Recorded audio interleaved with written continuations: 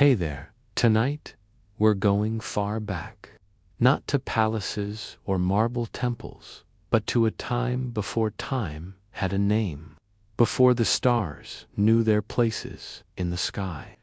Before the earth remembered how to breathe. We're going to the very beginning of Greek mythology, and we're going to walk through the entire story together. From the first whisper of chaos to the rise of Olympus. From the birth of heroes to the quiet fading of the gods themselves. You'll meet beings born from sea foam and shadow. You'll hear tales of love that defied death and pride that shattered kingdoms. You'll witness the forging of the cosmos and the small, stubborn persistence of hope in a jar. If this kind of storytelling helps you rest, feel free to like the video and subscribe. But only if it actually brings you peace. No pressure, no urgency. Just an invitation if you want it. And let me know in the comments where you're listening from and what time it is where you are. It's strangely comforting to know who else is out there, scattered across the world, falling asleep to the same old stories. Stories that have been told for thousands of years, in languages we no longer speak, by people whose names have been lost to dust. So, dim the lights. Let the world outside fade to a murmur. Let the gods whisper. Let the myths unfold. And let's begin. Greek mythology isn't just a collection of stories. It's a map of the human heart. It's an attempt to explain the inexplicable. Why does the sun rise? Why do we suffer? Why does love hurt so beautifully? Why do we keep trying even when we know we're going to fail? The ancient Greeks didn't have science the way we do.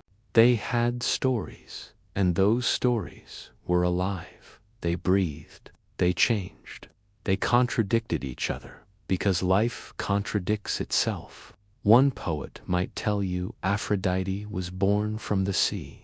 Another might say she was the daughter of Zeus. Both are true in their own way, because myths aren't about facts, they're about truth. And the truth is this: we are small, the universe is vast, and somewhere in between there are forces we can't control.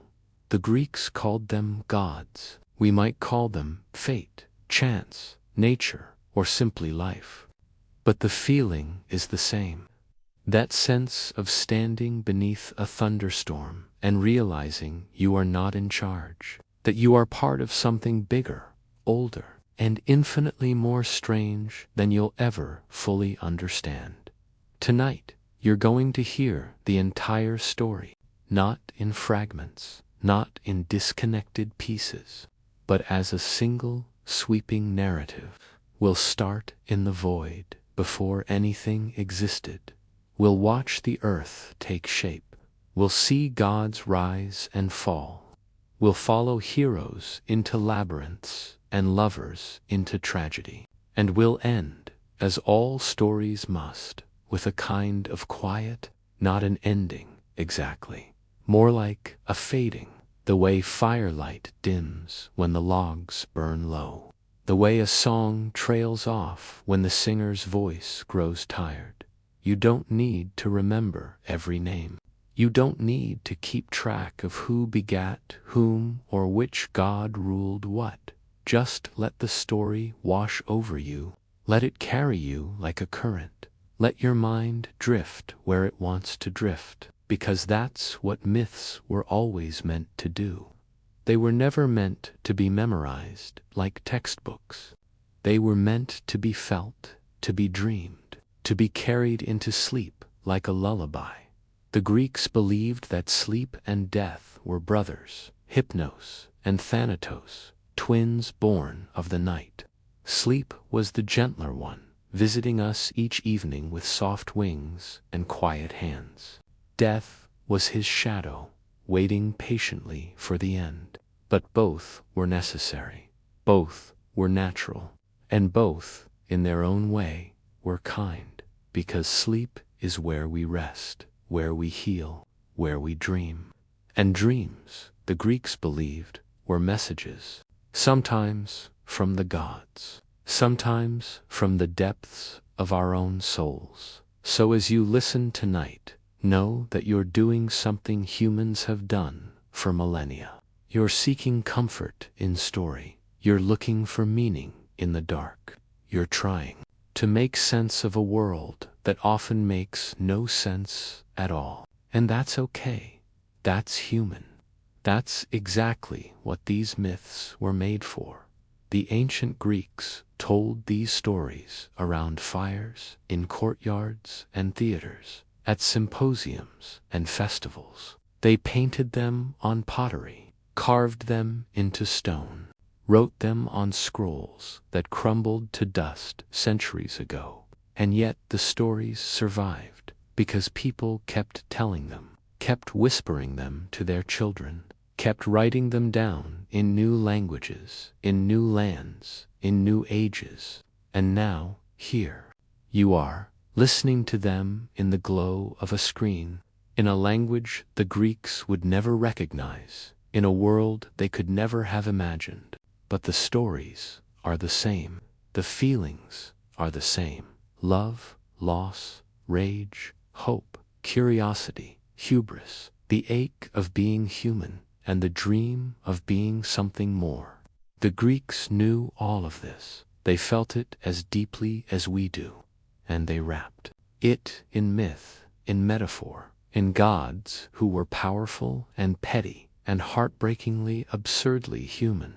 Tonight, you're going to meet those gods. You're going to walk among them. You're going to see the world through their eyes, and through the eyes of the mortals who loved them, feared them, and sometimes bravely defied them.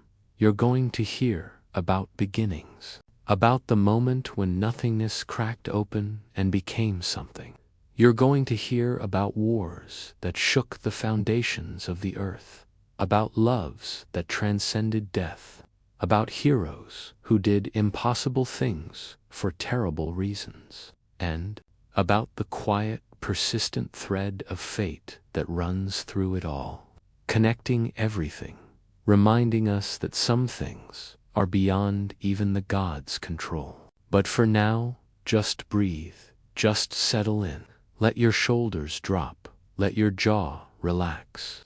Let the weight of the day slide off you like water. You don't have to do anything right now. You don't have to be anywhere. You're here, in this moment, and that's enough. The myths will unfold at their own pace.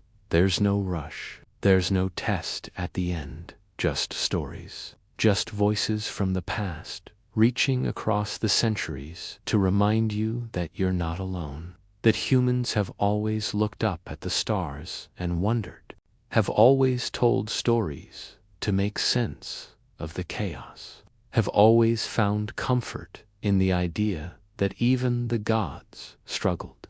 Even they made mistakes. Even they, for all their power, couldn't escape the consequences of their choices. And maybe that's the most comforting thing of all. The idea that struggle is universal, that suffering is part of the story, not a deviation from it, that even in a world of gods and monsters, it's the small acts of courage, kindness, and hope that matter most. So let's begin. Let's step back. In time, before Rome, before Athens, before the first stone was laid in the first temple, back to a time when the world was new and strange, when gods were born from the void, when the sky first learned to thunder and the sea first learned to roar. Let's go back to the very beginning, to chaos, to darkness, to the moment before everything, and let's watch, together, as the universe takes its first breath. Close your eyes, if you'd like, or keep them open. It doesn't matter. Either way, you're already there, standing at the edge of creation, watching the impossible become real, feeling the first stirrings of a story that will echo through eternity. The gods are waiting, the heroes are rising, the fates are spinning their threads, and you're exactly where you need to be, here now, drifting, listening, letting the ancient world wrap around you like a blanket. Let the myths begin. Let the stories carry you, and let yourself finally rest. Chaos and the birth of the cosmos. Before there were heroes or cities or even the stars that watched silently overhead, there was only chaos, not the noisy kind, with shouting and spilled wine and arguments in the marketplace.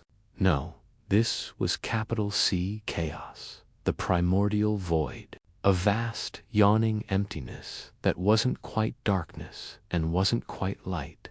It wasn't nothing, exactly. It was more like the potential for everything, the breath before the song, the silence before the word, the empty canvas before the first stroke of color. Imagine it, if you can. No ground beneath your feet, no sky above your head, no direction, no distance, no difference between here and there, because there was no here. There was no there.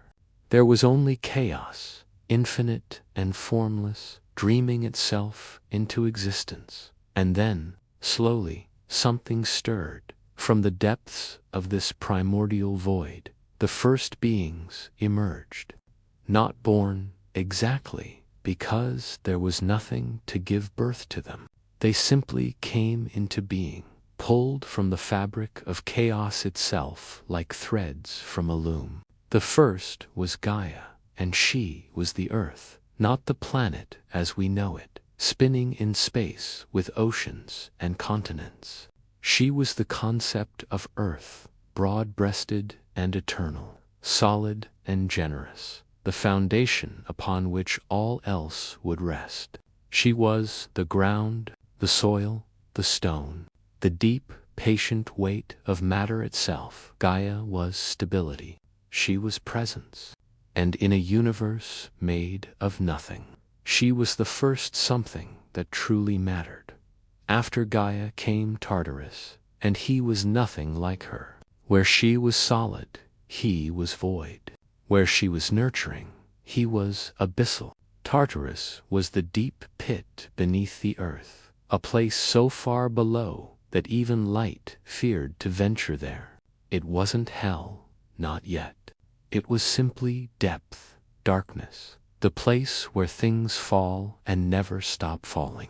A realm of shadows and silence, waiting patiently for purpose. Then came Eros. And this wasn't the chubby cherub with the bow and arrow you might be imagining. This was primordial Eros, the force of attraction itself. Not romantic love, though that would come later. This was the fundamental pull that draws things together, the force that makes particles cling, that makes planets orbit suns, that makes beings seek connection. Eros was the spark that set creation in motion, the invisible hand that pulled chaos into order. From the swirling void also came Erebus, the embodiment of deep darkness, and Nyx, the night herself. Nyx was beautiful and terrible, a goddess wrapped in star-pricked shadows, powerful enough that even Zeus, king of all the gods, would one day fear to anger her. She was the darkness that falls when the sun dies, the quiet that settles when voices cease. And from her came Hemra, the day, and Ether, the bright upper air, the luminous atmosphere where light dances and birds would one day learn to fly. These were the first gods, if we can even call them that. They weren't gods in the way Zeus and Hera would be, with palaces and altars and demands for sacrifice. They were forces, principles, the building blocks of reality itself. They didn't have faces, not really. They didn't have stories, not yet. They simply were. And then Gaia, the earth, looked around at the emptiness above her and decided she needed a companion. So she gave birth, all on her own, to Uranus, the sky. He was vast and arching, a dome of stars and wind and infinite space. He covered Gaia completely, stretching from horizon to horizon, and together they formed the first couple, earth and sky, matter and space. The foundation and the canopy, their union was immediate and constant. Uranus lay upon Gaia without ceasing, and from their embrace came children, 12 of them, 6 sons and 6 daughters, and they were called the Titans. These were the first generation of true gods, beings with personalities and powers, with desires and domains. There was Oceanus, the great river that encircled the world, his waters flowing in an endless loop around the edge of existence. There was Cous, god of intellect and inquiry, and Crius, whose name meant ram, associated with the constellations and heavenly measurements. Hyperion was there too, the light-bringer, who would later father the sun, the moon, and the dawn. Among the daughters was Theia, who embodied divine light and would become the mother of celestial bodies. Rhea, whose name meant flow, would one day become the mother of the Olympian gods. Themis represented divine law and order, the moral backbone of the cosmos. Mnemosyne was memory itself, the one who would remember everything that happened, every word spoken, every deed done. Phoebe was associated with prophecy and the moon's bright face.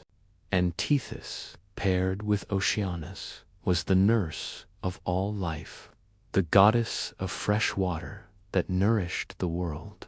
These Titans were magnificent, powerful and strange, born of earth and sky, made to shape the world and fill it with wonder. They were enormous, primordial, more force than flesh. They represented the raw elements of existence, the fundamental powers that governed reality. But Uranus looked at them and was afraid. Perhaps they were too large, too loud, too powerful. Perhaps he saw in them the potential to overthrow him, to take his place as Lord of the cosmos. Or perhaps he simply wasn't ready to be a father. Whatever the reason, Uranus made a choice that would echo through eternity. He took his children, these 12 magnificent Titans, and he shoved them back inside Gaia, back into the earth, back into the darkness of her womb, where they couldn't threaten him, couldn't challenge him, couldn't exist in the light. Imagine Gaia's agony, the earth herself, pregnant not with potential, but with fully formed gods, trapped inside her, unable to be born, unable to breathe. She groaned under the weight of them. Her body stretched and ached. Mountains formed from her pain. Valleys deepened with her grief. And still Uranus came to her each night, covering her completely, adding to her burden, refusing to let their children free. This went on for ages, and Gaia, patient as stone, began to plan deep in the darkness of her own body. Surrounded by the heat and pressure of the earth's core, she forged a weapon, a sickle, curved and sharp, made from adamant, a stone so hard it could cut anything, even the flesh of gods. And when it was finished, when its edge gleamed in the lightless deep, she called out to her imprisoned children. "Who among you," she asked, her voice echoing through stone and marrow, "will help me? Who will free you all and punish your father for what he's done?" Silence. The Titans, crushed and buried, said nothing. They were afraid. Uranus was the sky itself. How do you fight the sky? But then one voice answered. The youngest, Cronus. He was clever. Cronus, patient. He had spent his imprisonment thinking, planning, waiting for exactly this moment. He took the sickle from his mother's hand, and he waited in the darkness that night. When Uranus descended once more to lie with Gaia, when he spread himself across the earth and pressed down with all his celestial weight, Cronus emerged from his hiding place. In one swift, terrible motion, he swung the adamantine sickle and castrated his father. The blood of Uranus fell to earth in thick drops, and from those drops sprang strange and terrible things. The Erinyes, the Furies, goddesses of vengeance, with snakes in their hair and blood on their breath. The giants, enormous and violent, and the Malaya, the ash tree nymphs, gentle and strange. But the severed flesh of Uranus fell into the sea, and there, in the churning foam, where divine matter met salt water, something unexpected happened. The waves began to glow. The water turned white and luminous, and from that foam, from that mixture of sea and sky and divine violence, arose a goddess. She stood on a shell, naked and radiant, her hair cascading like light itself. Her name was Aphrodite, and she was beauty incarnate, desire made flesh, love born from an act of unspeakable cruelty. The Greeks understood this, the duality, that beauty can come from violence, that love can emerge from pain, that creation and destruction are sometimes inseparable, two sides of the same coin, spinning endlessly through the void. Uranus, bleeding and diminished, retreated to the far reaches of the sky. But before he went, he cursed Cronus. "You will suffer as I have suffered," he said, his voice fading like thunder after a storm. "Your own children will overthrow you, just as you have overthrown me. The cycle will continue. Blood will answer blood." Cronus barely listened. He had won. He was free. And now, with his siblings finally released from their earthly prison, he ascended to power and declared himself Lord of the cosmos.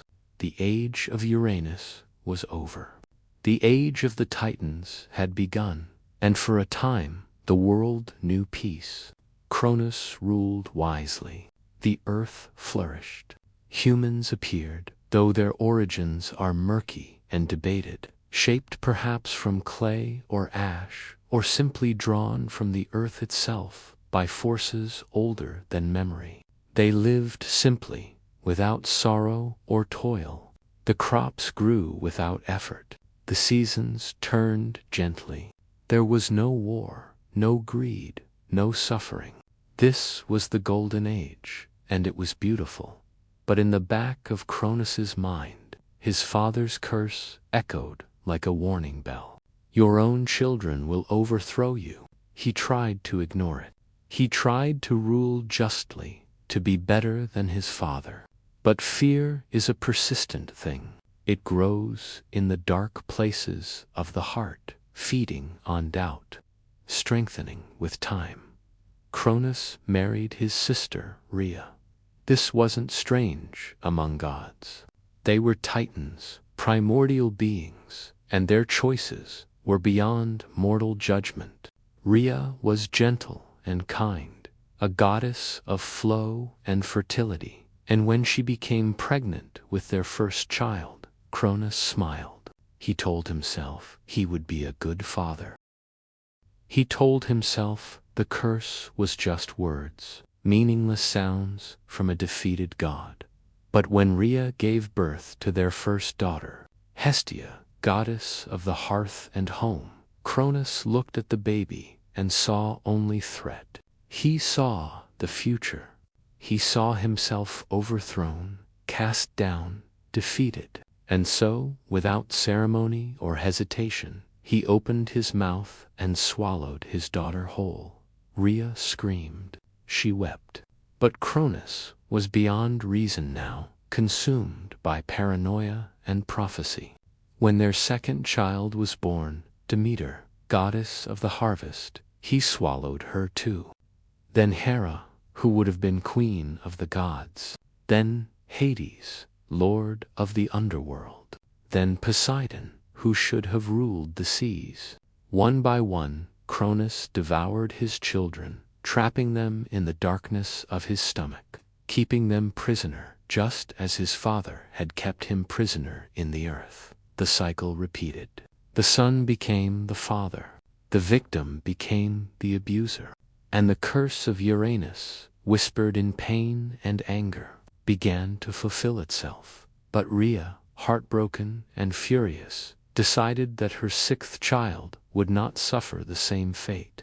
When she felt the birth pangs beginning, she fled to the island of Crete, to a sacred cave hidden among the mountains. And there she gave birth to Zeus. She held him, this tiny god, and she made a coic.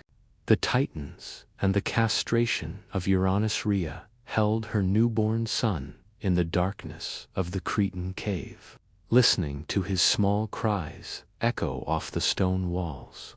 This was Zeus, her sixth child, and if Cronus discovered him, he would suffer the same fate as his siblings, swallowed whole, trapped in the eternal darkness of their father's belly, alive but imprisoned, conscious but helpless, waiting in the churning acids of divine digestion for a rescue that might never come.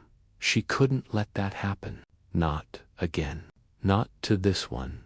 So Rhea wrapped a large stone in swaddling clothes, bundling it carefully until it looked and felt like an infant. She returned to Cronus, her face composed, her hands steady, and presented him with the bundle. "Our child," she said quietly. Cronus barely looked. He had done this 5 times before. The routine was familiar now, almost mundane. He took the bundle, opened his mouth, and swallowed it without ceremony. The stone dropped into his stomach with a heavy thud, settling among his imprisoned children.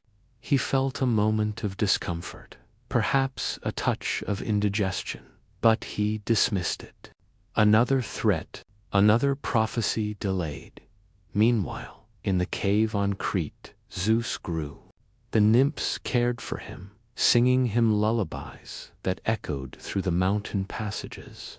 They fed him honey and goat's milk from Amalthea, a divine goat whose milk was said to contain the essence of life itself. When Zeus cried, which babies do, the Curates, young warriors devoted to Rhea, clashed their spears against their shields, creating such a cacophony that Cronus, far away on his throne, heard nothing suspicious, just the distant sounds of war or celebration, easily ignored. Zeus grew quickly, as gods do. Within months, he was a child.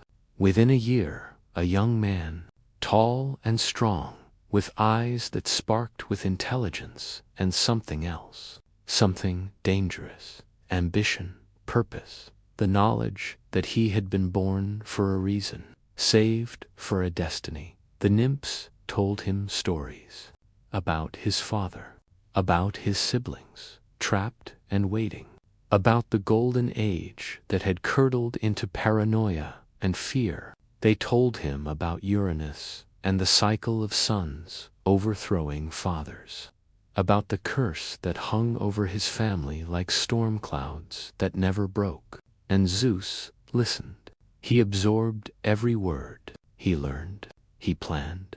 When he was old enough, when his strength had matured and his mind had sharpened, Zeus left the cave. He descended from the mountains of Crete and made his way to his father's court. But he didn't arrive as a son. He arrived as a servant, disguised and humble, just another face among the many who attended the Titan king. Cronus, bloated with power and children, barely noticed him. Zeus waited. He watched. He learned the rhythms of his father's days, the patterns of his paranoia. And when the moment was right, with the help of Metis, a Titaness of wisdom and cunning, he prepared a potion. Some stories say it was a mixture of wine and mustard.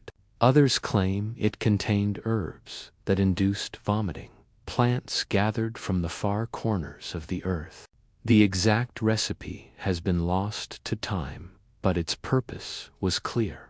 One evening, Zeus served his father wine.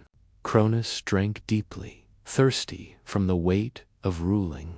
The liquid was bitter, strange, but he was distracted, thinking about rebellions or harvests, or the persistent ache in his stomach that had bothered him for years. He didn't notice the taste until it was too late. The potion worked quickly. Cronus's face paled. His stomach lurched. He tried to stand, but his body betrayed him. And then, with a sound that echoed across the heavens, he began to vomit. First came the stone, the one he'd swallowed, thinking it was Zeus. It clattered to the floor, still wrapped in its ancient swaddling clothes. Then came Poseidon, emerging fully grown, gasping for air he hadn't breathed in years. Then Hades, blinking in the light, adjusting to a world he'd only experienced from the inside. Then Hera, beautiful and furious, her eyes already calculating revenge. Then Demeter, smelling of wheat and earth, relieved and disoriented. And finally Hestia, the firstborn, the one who had been trapped the longest, gentle and quiet, but deeply, profoundly changed by her imprisonment. These 5 gods, reunited with the brother they'd never met. Zeus looked at them, and they looked back. No words were needed. They all understood. Cronus had to fall. The age of the Titans had to end. A new order had to rise. Cronus, weakened and horrified, realized what was happening. He called out to his siblings, the other Titans, begging for help. Some answered. Oceanus, Atlas, Prometheus's brother, Epimetheus, and others rallied to his side. They couldn't let these upstart gods, these children, overthrow the natural order.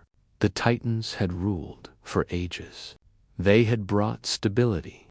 They were the rightful lords of creation, but not all Titans supported Cronus.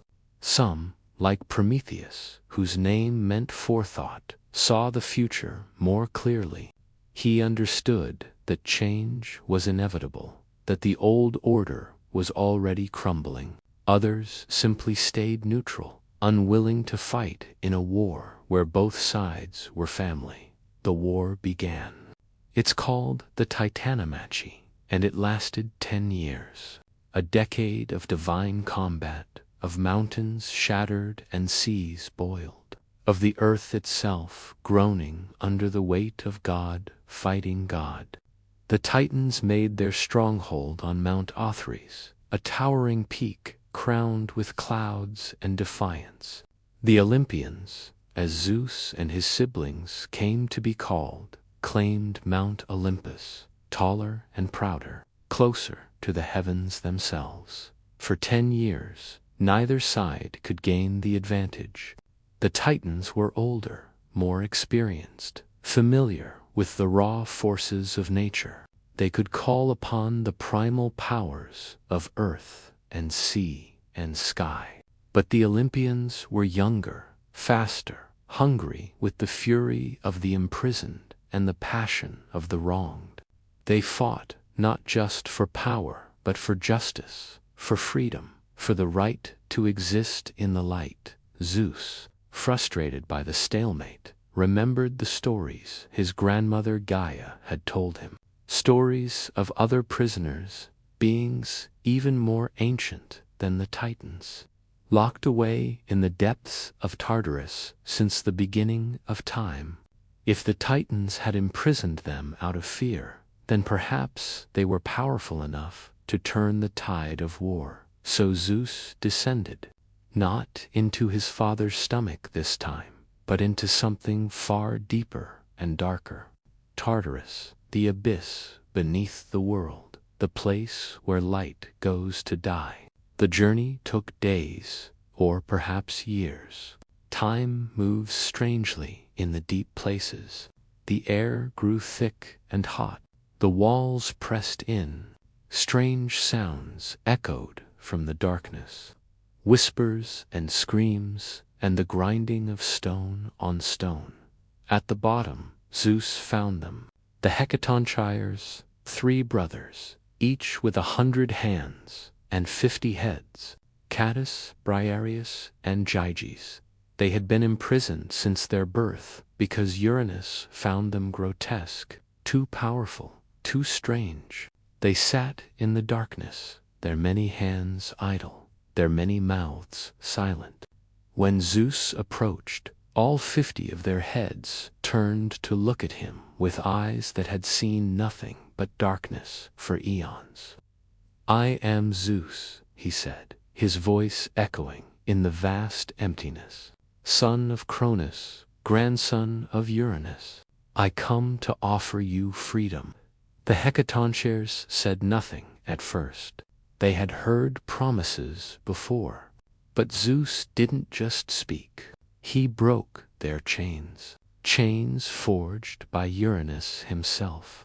Supposedly unbreakable, but Zeus's strength, fueled by righteous fury and desperate need, shattered them like pottery. The 3 brothers rose, their 100 hands flexing, their 50 heads nodding in unison. They did not smile. They did not thank him. They simply followed him back to the surface, ready to repay their debt. But Zeus wasn't finished. Nearby, also imprisoned in Tartarus, were the Cyclopes. 3 brothers, Brontes, Sterops, and Arges. They each had a single eye in the center of their foreheads, and they were master craftsmen, smiths of divine caliber. They had forged wonders before their imprisonment, and when Zeus freed them, they immediately set to work, repaying their liberator with gifts beyond price. For Zeus, they forged the thunderbolt, not just lightning, but lightning refined, concentrated, made into a weapon. It was pure celestial fury, bottled and aimed, capable of splitting mountains and reducing enemies to ash. For Poseidon, they crafted the trident, a 3-pronged spear that could command the seas, cause earthquakes, and calm or create storms with a single strike. For Hades, they made the helm of darkness, a crown that rendered its wearer invisible, allowing him to move unseen even among gods, to walk through battlefields like a ghost, sowing fear and confusion. Armed with these weapons and reinforced by the Hecatonchyres, the Olympians returned to the war. The tide turned immediately.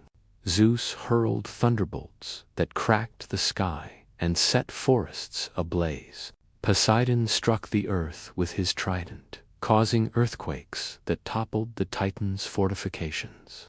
Hades moved unseen through their ranks. His presence felt only when it was too late, and the Hecatonchyres, with their 100 hands each, hurled boulders like rain, 300 projectiles at once, an avalanche of stone that could not be dodged or defended against.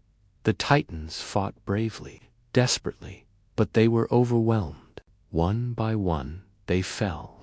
Atlas, the general of the Titan forces, was singled out for special punishment.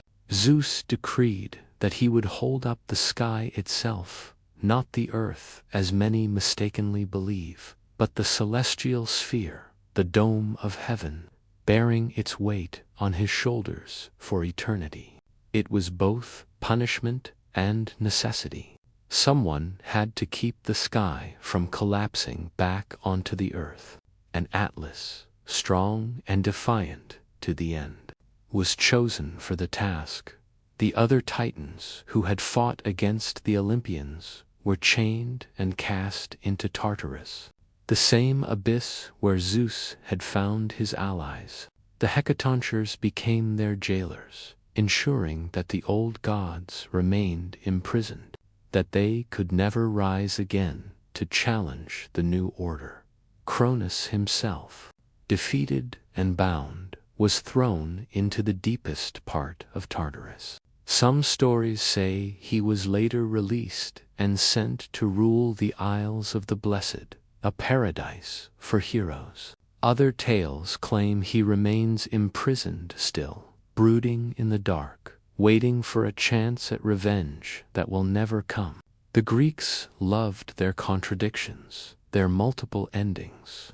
Perhaps both are true. Perhaps neither matters. What matters is this: the war was over. The Titans had fallen. The Olympians stood victorious on the battlefield, bruised and exhausted, but alive, free, triumphant. The prophecy had been fulfilled. Cronus had been overthrown by his own child, just as Uranus had been overthrown before him. The cycle had continued, blood answering blood, generation toppling generation. But Zeus, standing among the ruins of the war, made a silent vow. He would be different. He would not be overthrown. He would rule wisely, justly, eternally. He would learn from the mistakes of his father and grandfather. He would not let fear turn him into a tyrant. He would not devour his children or imprison his kin, of course. As we'll see, Zeus was not always successful in keeping these promises. But for now, in this moment of victory, he believed them. And perhaps that belief, however naive, was enough to begin. Zeus, the Olympians, and the Titanomachy world, after the Titanomachy, was quiet in a way it had never been before. Not peaceful, exactly, but spent. The mountains were scarred with craters where thunderbolts had struck. The seas churned with debris, bones of battle, both mortal and divine. The sky itself seemed darker, as if traumatized by the violence it had witnessed. But in that exhausted silence, something new began to stir. Not another war, but an order, a structure. The Olympians had one, but now they had to rule. Zeus stood at the peak of Mount Olympus, the highest point in the known world, and looked down at the earth below. His siblings gathered around him: Poseidon, Hades, Hera, Demeter, and Hestia. 6 gods who had been imprisoned, vomited forth, and forged in war. They were tired. They were changed.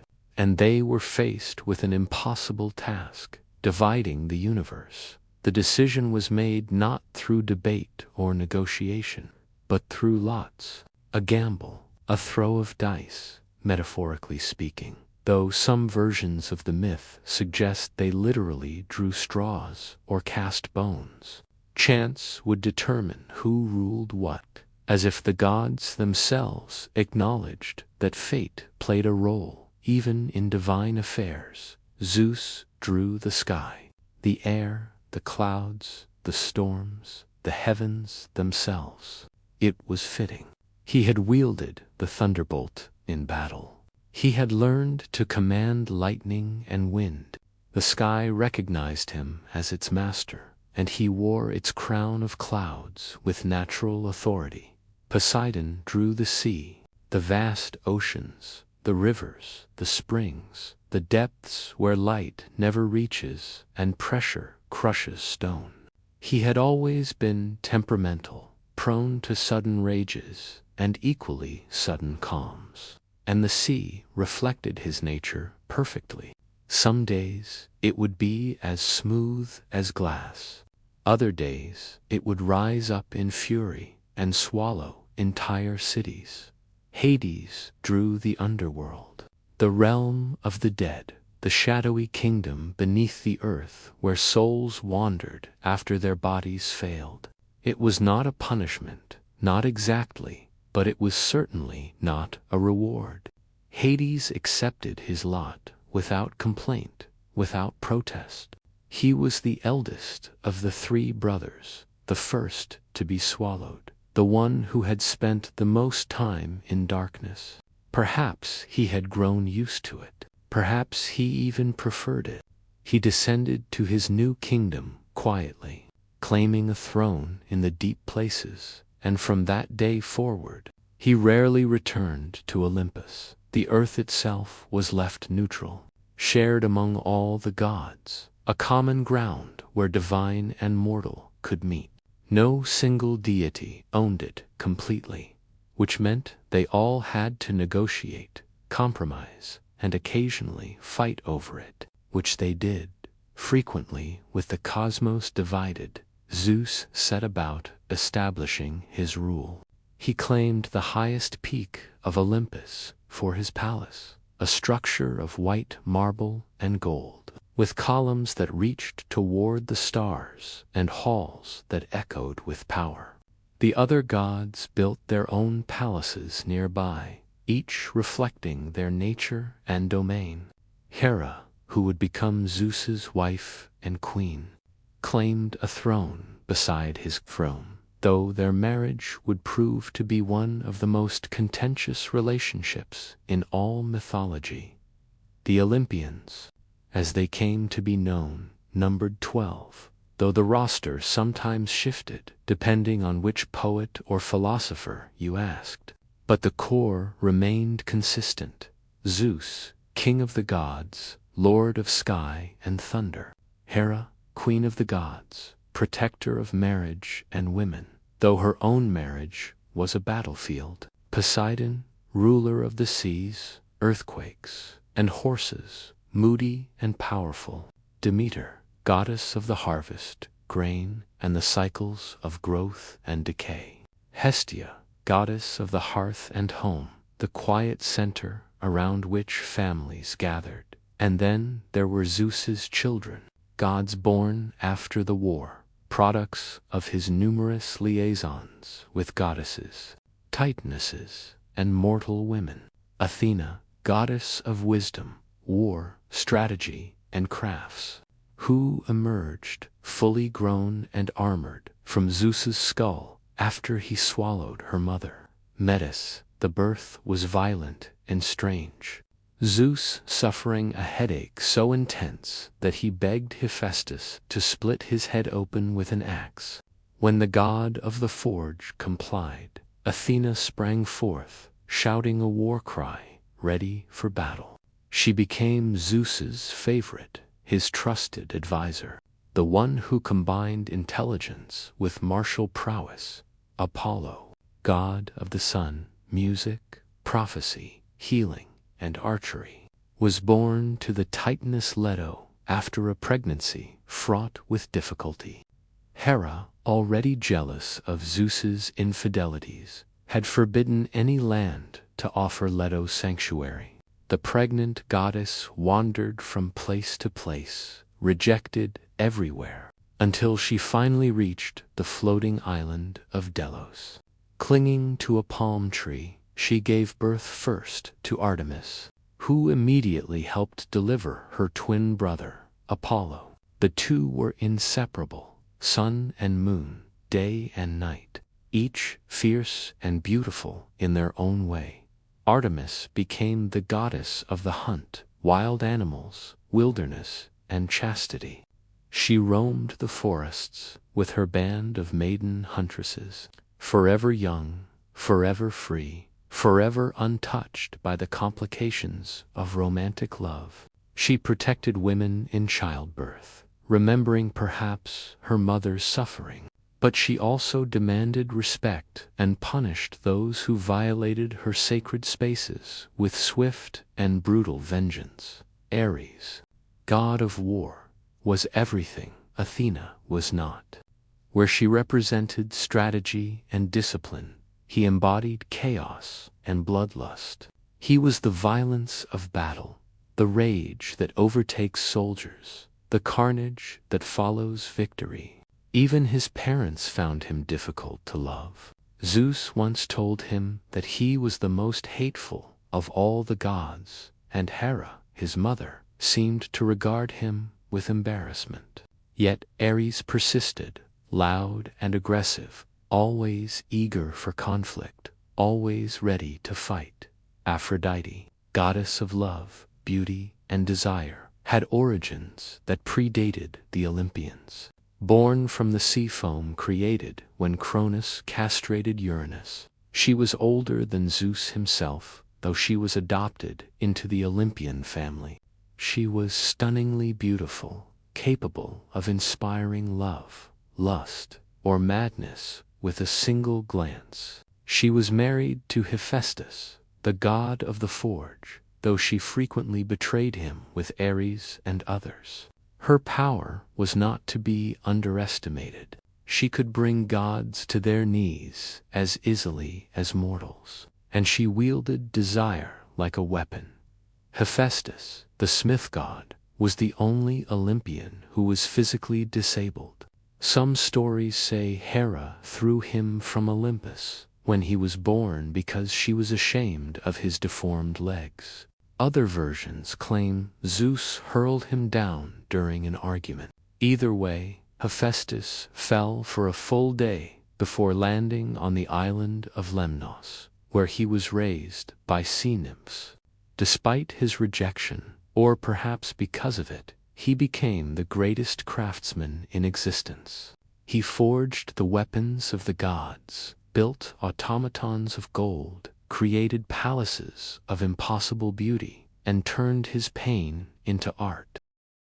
Hermes, the messenger god, was clever, quick, and charming. He wore winged sandals and carried a herald's staff called a caduceus. He was the god of travelers, merchants, thieves, and boundaries, the one who moved between worlds with ease. He guided souls to the underworld, delivered messages from Zeus, and occasionally caused mischief just for the joy of it.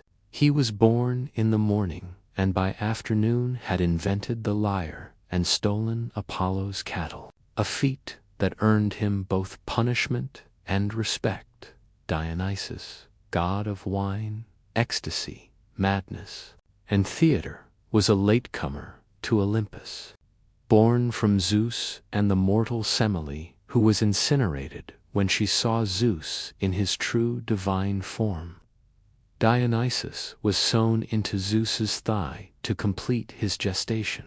He grew up far from Olympus, traveling the world, teaching mortals the cultivation of grapes and the art of winemaking. His worship was ecstatic and wild, involving music, dance, and the abandonment of social norms. He represented liberation, the dissolution of boundaries, the intoxication that comes from wine and art and divine madness. These were the Olympians, the new gods who ruled from their mountain peak. They were not perfect. They were not even particularly moral by modern standards. They lied, cheated, fought, and schemed. They played favorites and held grudges. They interfered in mortal affairs for petty reasons and ignored genuine suffering when it bored them.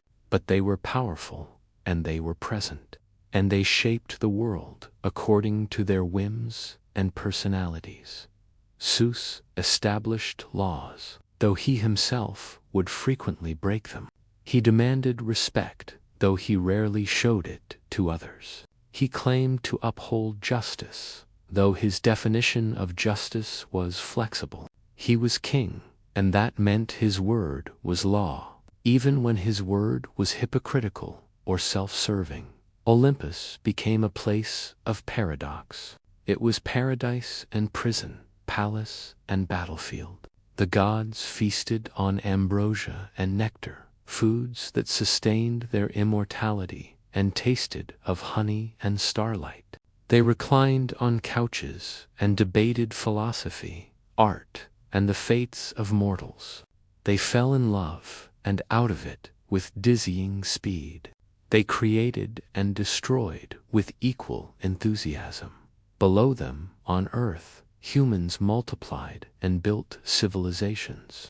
They looked up at the sky and saw the home of the gods, unreachable and magnificent. They built temples and offered sacrifices, hoping for favor, fearing divine wrath. They told stories about the gods, trying to understand them, trying to explain why the world was the way it was, why storms destroyed crops, why some people prospered while others suffered, why love hurt, why death came. The answer, according to the Greeks, was simple. The gods were in charge, and the gods were flawed. They were powerful, but not omnipotent. They were immortal, but not invulnerable. They could be wounded, tricked, or defeated, at least temporarily. And they cared about humans, sometimes with love, sometimes with lust, sometimes with mere curiosity, but always with the assumption that mortal lives were theirs to influence, manipulate, or destroy. This was the world the Olympians created. Not a perfect world, not a fair world, but a world filled with stories, with drama, with meaning. Every thunderstorm was Zeus's anger. Every earthquake was Poseidon's tantrum. Every successful harvest was Demeter's blessing. Every beautiful sunset was the work of Apollo driving his chariot across the sky. The natural world was not random or meaningless. It was personal. It was divine. And that, for the ancient Greeks, made it bearable. Because if the gods cared enough to be angry, they might also care enough to listen. If they were cruel, they might also be kind. If they punished, they might also reward. There was always hope that the next sacrifice would be accepted, the next prayer heard, the next generation blessed. Zeus, looking down from his throne, saw all of this. He saw cities rising, armies marching, lovers meeting, children being born. He saw the vast complexity of mortal existence, and he felt something. Pride, perhaps, or responsibility, or maybe just the weight of power. The burden of being king, not just of gods, but of the entire cosmos. The age of the Titans was truly over. The age of the Olympians had begun, and with it came new stories, new heroes, new tragedies, and new legends that would echo through eternity. The war was won, the peace was fragile, and the gods, immortal and bored, turned their attention to the world below, ready to meddle, to love, to punish, and to shape the destinies of countless generations. The Olympian gods and their domains. To truly understand the Greek world, you need to understand the gods who ruled it, not as distant, abstract concepts, but as personalities, as characters with likes and dislikes, strengths and weaknesses, virtues and vices that would make any modern reality show look tame by comparison. The Olympians were not distant or aloof. They were intimately, sometimes uncomfortably involved in every aspect of existence. Let's meet them properly, one by one, in all their complicated glory. Zeus, king of the gods, ruler of the sky, wielder of the thunderbolt. If you looked up on a clear day and saw clouds gathering, that was Zeus's mood shifting. If you heard thunder rolling across the mountains, that was Zeus speaking, and you'd better listen. He was lord of justice, supposedly, and protector of oaths and hospitality. He punished those who broke sacred laws and rewarded those who honored them. But Zeus was also catastrophically unfaithful to his wife, constantly chasing after goddesses, nymphs, and mortal women with an enthusiasm that bordered on compulsion. He would transform himself into anything to seduce his targets: a swan, a bull, a shower of golden rain, even an ant once. His creativity in pursuit was matched only by his lack of foresight regarding consequences. Every affair produced children, and every child became a source of conflict, especially with his wife, Hera, queen of the gods, goddess of marriage and family, beautiful, powerful, and perpetually furious at her husband's infidelities. Hera embodied the sanctity of marriage, which made Zeus's constant violations of their vows particularly painful. She couldn't punish Zeus directly. He was king, after all, more powerful than she was, so she took her revenge on his lovers and illegitimate children instead. She tormented them with curses, monsters, and madness. She drove Heracles insane, causing him to kill his own family. She pursued Io across the world. She denied Leto a place to give birth. Hera's wrath was legendary, but beneath it was genuine pain. She was a goddess who valued commitment and loyalty, trapped in a marriage defined by betrayal. Her anger was not petty jealousy. It was righteous fury at being disrespected and humiliated repeatedly. Poseidon, lord of the seas, brother of Zeus, second only to him in power. Poseidon ruled the oceans, which meant he controlled storms, trade, fishing, and the very possibility of travel across water. He carried a trident that could shake the earth, causing earthquakes and tsunamis. He was temperamental, moody, capable of great generosity and terrible vengeance, often within the same afternoon. He loved horses and supposedly created them, which seems odd for a sea god until you remember that waves look like running horses, white-maned and powerful. Poseidon had numerous affairs of his own, producing children both divine and monstrous, including the Cyclops, Polyphemus, and the hero Theseus. He competed with Athena for patronage of Athens, and lost, a slight he never quite forgave. Sailors prayed to him constantly, offering sacrifices before every voyage, hoping he would grant them smooth seas and favorable winds. Sometimes he did, sometimes he didn't. Poseidon's favor was as unpredictable as the ocean itself. Hades, lord of the underworld, ruler of the dead, the most misunderstood of the major gods. Hades was not evil. He was not the Greek equivalent of Satan. He was simply the administrator of death, the king of the place where all mortals eventually went. His realm was vast and gray, divided into sections. The asphodel meadows, where ordinary souls wandered.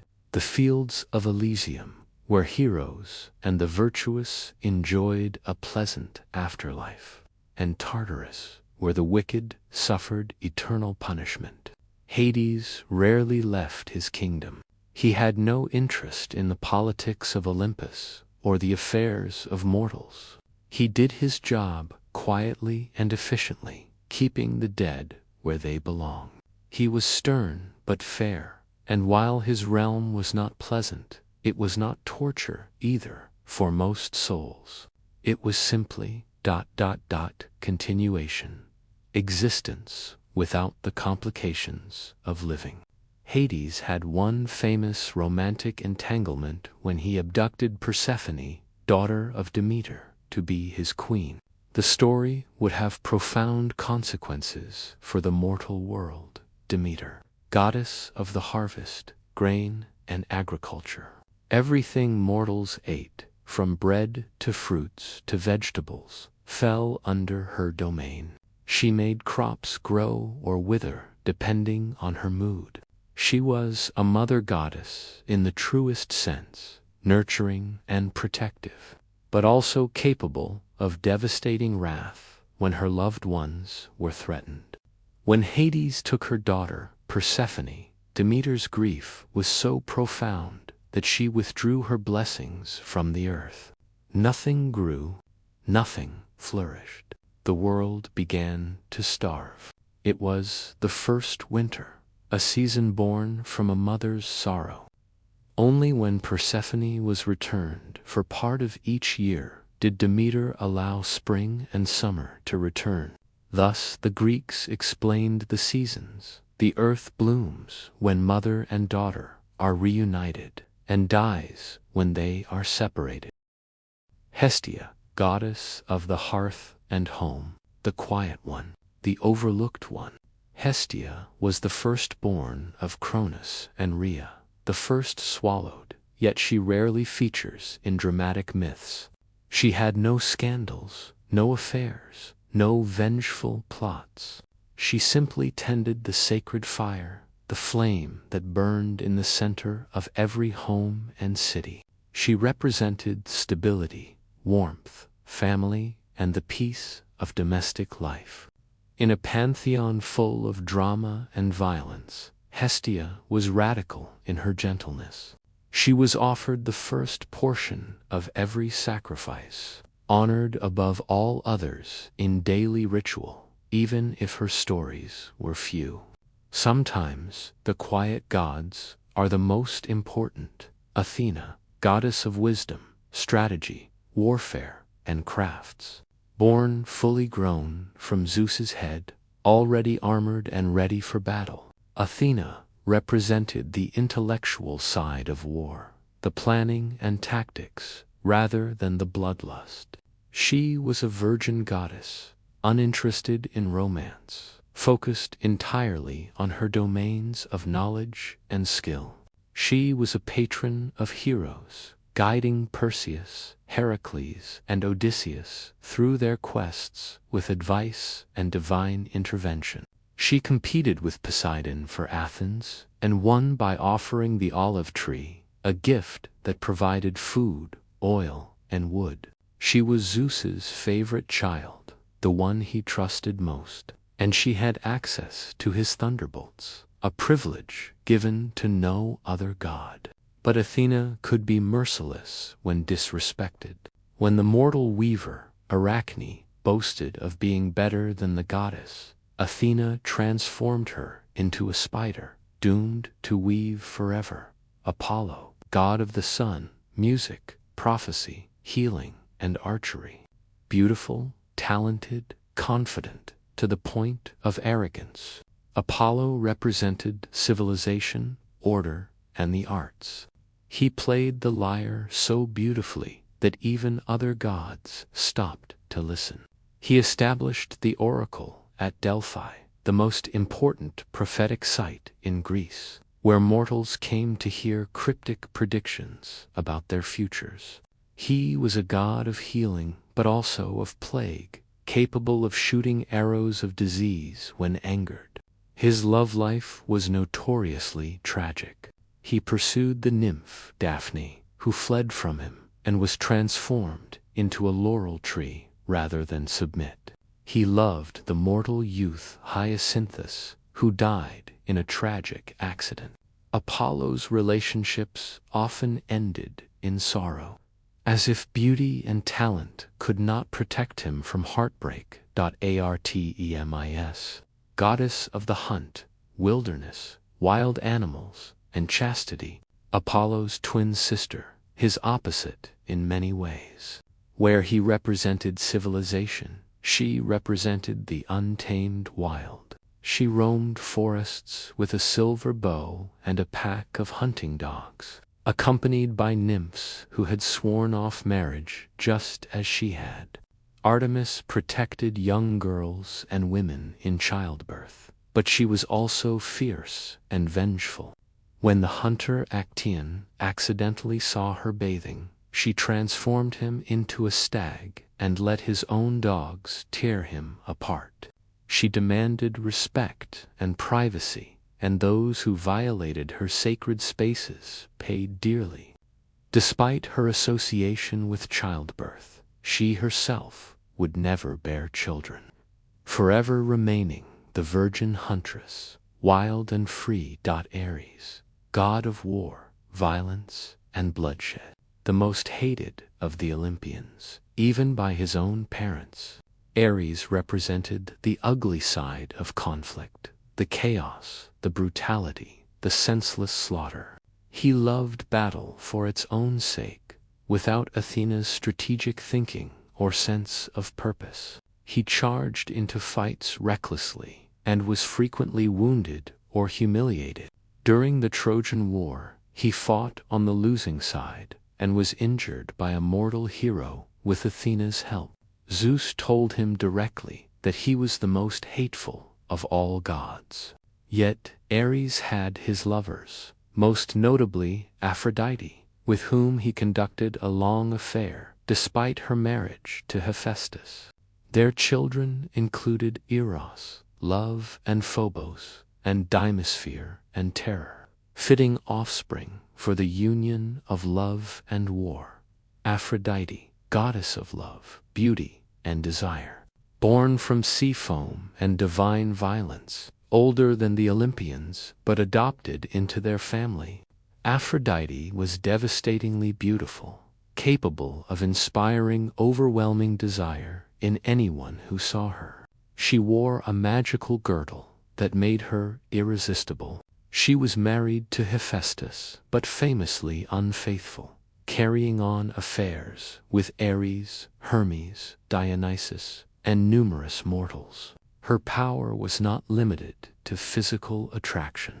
She controlled love in all its forms, from tender affection to destructive obsession. She could bless marriages or destroy them. She could make enemies fall in love or turn lovers into enemies.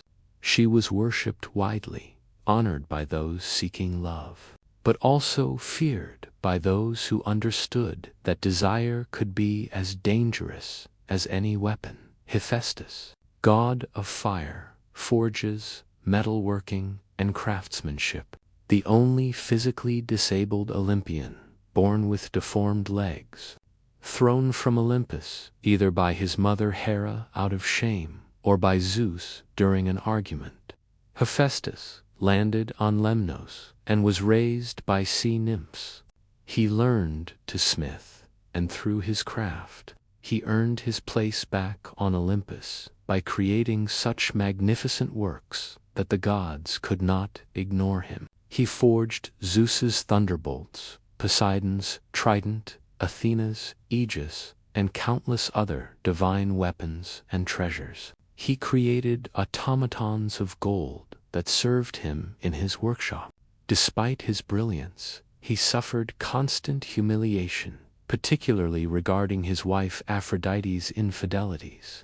Yet he endured, finding solace and expression in his work, turning his pain into creation. Hermes, messenger of the gods, god of travelers, merchants, thieves, and boundaries, quick-witted and quick-footed, wearing winged sandals that allowed him to fly between realms. Hermes was a trickster, clever and mischievous, born in the morning and stealing Apollo's cattle by afternoon. He was the psychopomp, the only god who could freely travel between the realms of the living and the dead. He was patron of thieves because he understood that survival sometimes required cunning and moral flexibility. He helped heroes frequently, lending them magical items or advice. He was charming, persuasive, and never quite trustworthy, but always entertaining. Dionysus, god of wine, madness, theater, and ecstatic liberation, the last to join Olympus, born from Zeus's thigh after his mortal mother was incinerated. Dionysus represented the dissolution of boundaries, the loss of self, through intoxication and ecstasy. His worship involved wild parties, theatrical performances, and rituals where participants abandoned their social roles and identities. He was accompanied by Maenads, frenzied female followers who danced and tore apart animals in divine madness. Dionysus offered liberation, but at a cost. His gifts could bring joy or insanity. He blessed the grape harvest, but also inspired the violence of drunken mobs. He was the god of contradictions, of civilization and savagery existing side by side. These were the Olympians, flawed, powerful, petty, generous, cruel, loving, and utterly, recognizably human in their emotions, despite their divinity. They ruled from Olympus, feasted on ambrosia, and meddled constantly in mortal affairs. They were worshipped, feared, loved, and cursed, often simultaneously. And their stories, their relationships, their conflicts and passions formed the foundation of Greek mythology and continue to echo through our culture today. They were gods, yes, but they were also mirrors, reflecting back every human strength and weakness, magnified to divine proportions. And in that reflection, the ancient Greeks found not just explanation for the world around them, but recognition. The gods suffered. They loved. They failed. They tried again. And if gods could struggle, then perhaps human struggle was not shameless. Perhaps it was simply ... Prometheus, Pandora, and the creation of humanity after the gods had settled into their thrones and divided the cosmos among themselves. They looked down at the earth and noticed something missing. The world was beautiful, certainly. Mountains rose majestically toward the sky. Rivers carved their patient paths through valleys. Forests grew thick with ancient trees, and the seas teemed with life. Animals of every kind roamed freely, birds soaring, beasts prowling, fish swimming in the deep. But there was no one to witness it, no one to build temples or offer prayers, no one to tell stories or wonder at the stars. The earth was magnificent, but it was empty of the one thing that would make it truly alive, consciousness that could appreciate it. Enter Prometheus, a titan who had sided with Zeus during the Titanomachy. His name meant forethought, and he lived up to it, always thinking several steps ahead, seeing futures that others couldn't imagine. Prometheus looked at the empty earth and saw potential. He saw not just what was, but what could be. And he decided to create something new, something that had never existed before: humanity. He descended to the riverbanks, two places where clay was soft and malleable, where earth met water in perfect combination. And there, kneeling in the mud, like a potter at his wheel, Prometheus began to shape. He formed limbs, carefully articulating joints so they could bend and grasp. He sculpted torsos, creating space for lungs to breathe and hearts to beat. He molded heads, carving features that could express emotion, eyes that could see beauty, mouths that could speak and question and sing. But these were just forms, empty vessels of clay. They needed something more, something essential. So Prometheus leaned close to the first human and breathed into it, not just air, but something divine, a spark, a piece of the eternal, a fragment of consciousness pulled from the fabric of existence itself. And the clay stirred, the eyes opened, the chest rose and fell with its first breath. The human sat up, looked around, and began to wonder. Prometheus created more. Men and women, young and old in appearance, each one unique, each one carrying that divine spark. They were weak compared to the animals around them. They had no claws or fangs, no thick hide or venomous bite. They couldn't fly or swim great distances. They were slow, vulnerable, soft. But they had something no other creature possessed: the ability to think, to plan, to imagine futures and work toward them. They had minds that could grasp abstract concepts like justice and beauty and hope. At first, humanity struggled. They huddled in caves, terrified of the dark. They ate raw food and shivered through cold nights. They were hunted by predators and died from infections and injuries that would heal in animals but killed these fragile new beings. Prometheus watched his creations suffer, and his heart ached. He had given them consciousness, but consciousness without tools was almost cruel. They could imagine warmth, but couldn't create it. They could envision cooked food, but had no means to prepare it. They could dream of better lives, but lacked the resources to build them. What they needed was fire. Fire was the domain of the gods. It burned in Hestia's sacred hearth, glowed in Hephaestus's forge, and crackled in the halls of Olympus. It was divine, a symbol of power and knowledge and transformation. Zeus had decreed that mortals should not have it. Fire was too dangerous, too empowering. With fire, humans might become too independent, too capable, too much like gods themselves.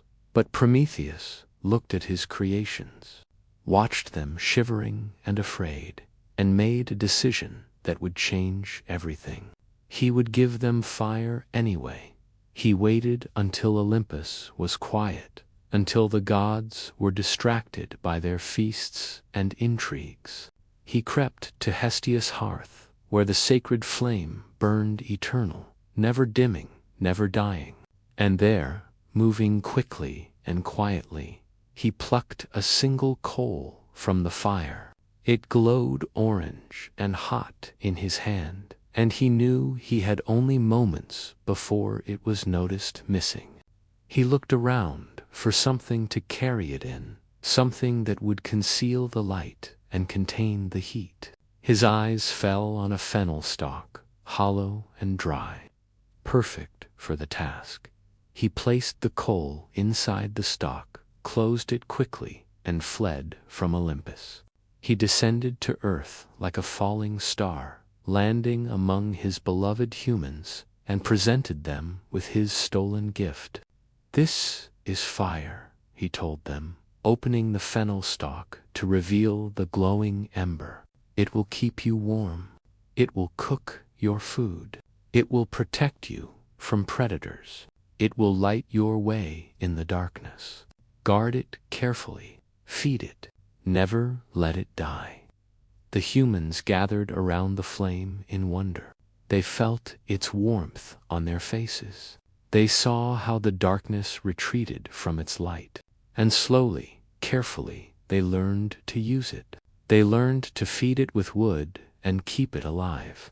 They learned to cook meat and grain, making food safer and more digestible. They learned to harden clay into pottery and shape metal into tools.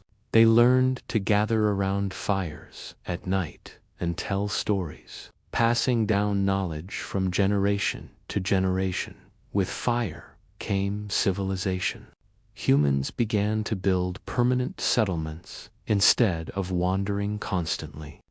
They developed agriculture, cooking techniques, metallurgy, ceramics. They created art and music and ritual. They started to thrive, to multiply, to spread across the earth. And all of it was possible because of that single stolen ember. But Zeus noticed. Of course he noticed. Smoke rose from the earth in hundreds of places, thin columns reaching toward the sky like accusations. and Zeus, looking down from Olympus, understood immediately what had happened.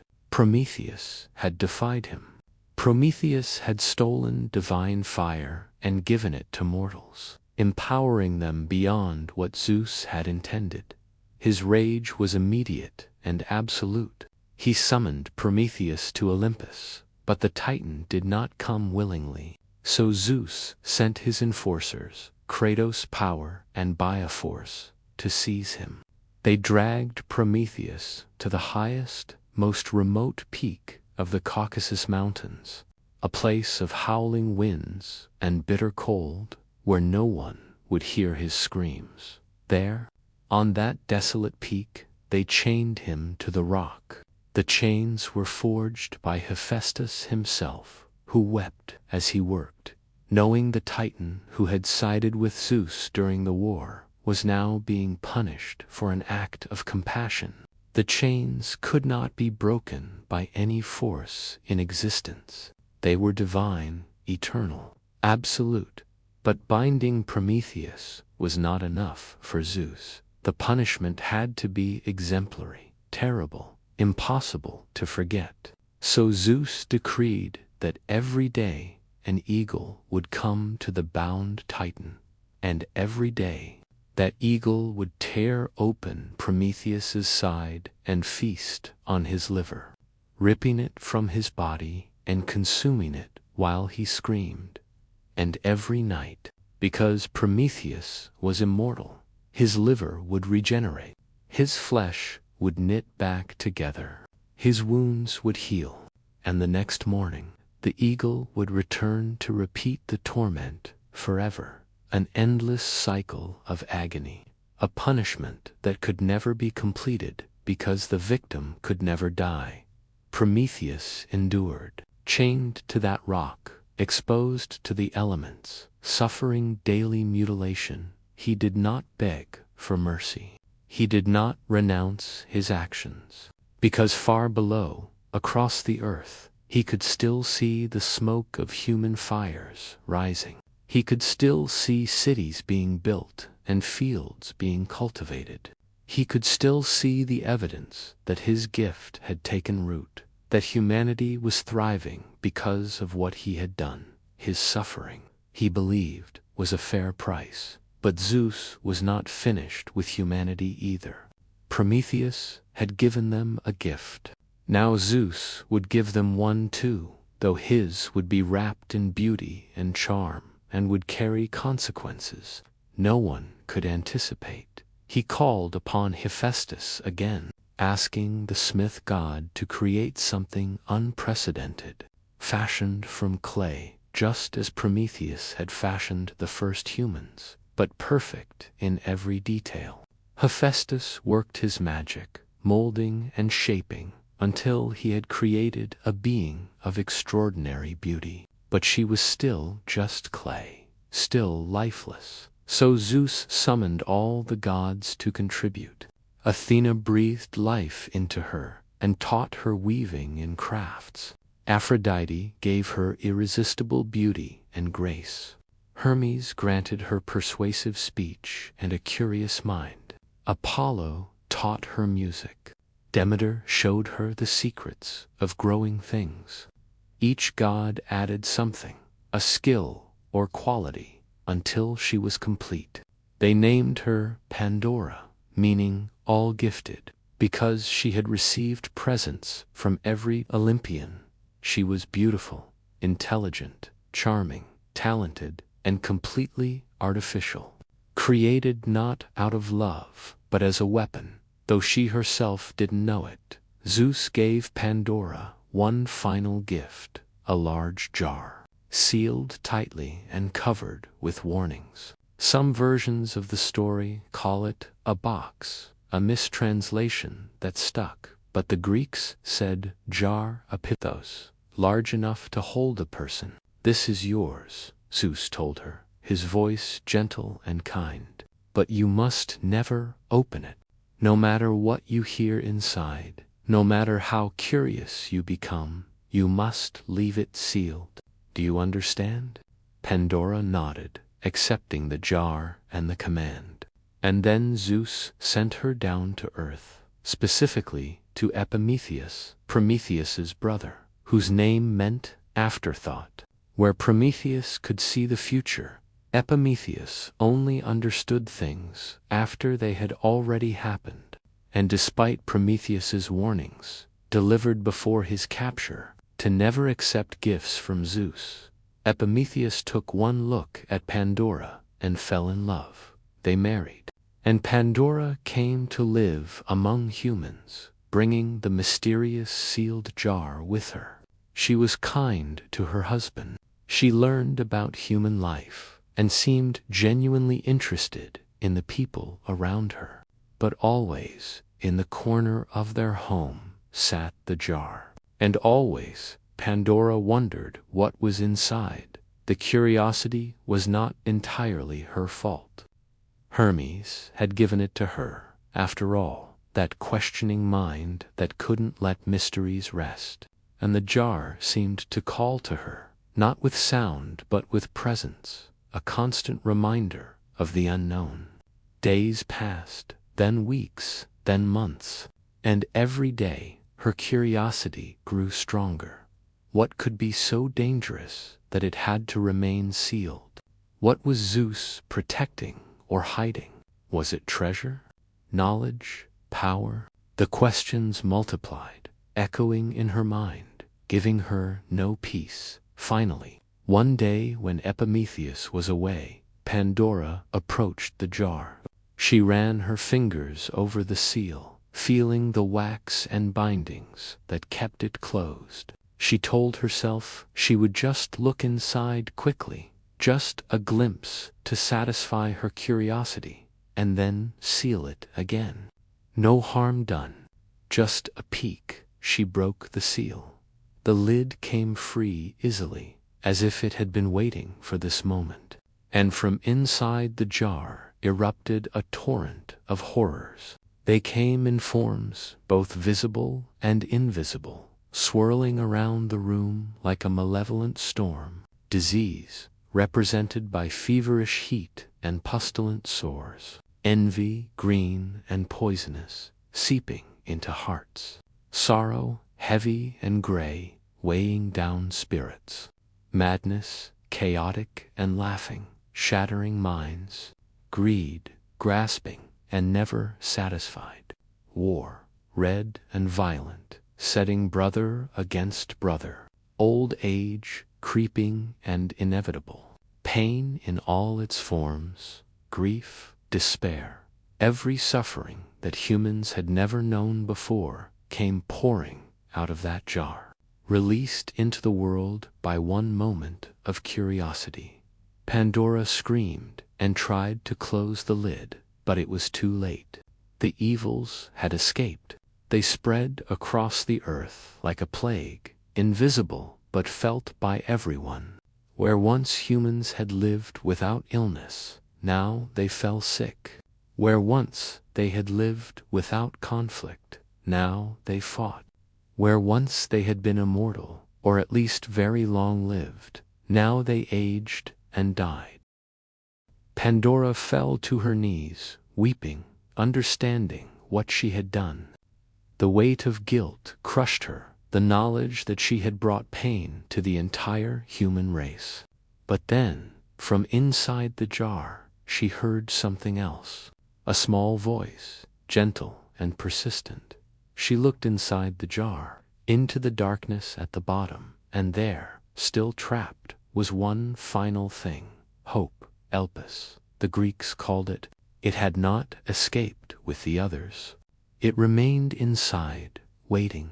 Some interpretations suggest this means hope is also an evil, trapped to torment humanity with false expectations. But most stories tell it differently. Hope stayed in the jar, not as a torment, but as a mercy, because no matter how much suffering was released into the world, no matter how much pain humans would endure, they would always have hope. The ability to believe things could get better. The strength to keep trying even when everything seemed lost. The stubborn, beautiful refusal to give up, Pandora closed the jar gently, keeping hope inside where humans could access it but never lose it. And though her name would forever be associated with the release of evil, she was also the keeper of humanity's most precious resource, the belief in tomorrow. Prometheus, chained to his rock, heard the distant cries as suffering spread across the earth. But he also saw something else. He saw humans adapting, learning, gathering around their fires, not just for warmth, but for comfort, supporting each other through illness and grief, building communities that cared for the weak and celebrated the strong, using their minds and their hands and that divine spark he had given them to face every new challenge they suffered. Yes, but they endured. And in their endurance, Prometheus found vindication. He had given them fire, and with it, the ability to survive anything. Even the contents of Pandora's jar. The eagle came again at dawn, as it always did, and Prometheus, looking out over the world of fire and smoke and struggling, hopeful humanity, closed his eyes and prepared for another day of agony. The pain was real, but so was the knowledge that his gift had been worth the price. Love, lust, and divine drama. If there's one thing the Greek gods excelled at, it was making their personal lives everyone else's problem. Olympus wasn't just a pantheon. It was a soap opera written by immortals with too much power and too little impulse control.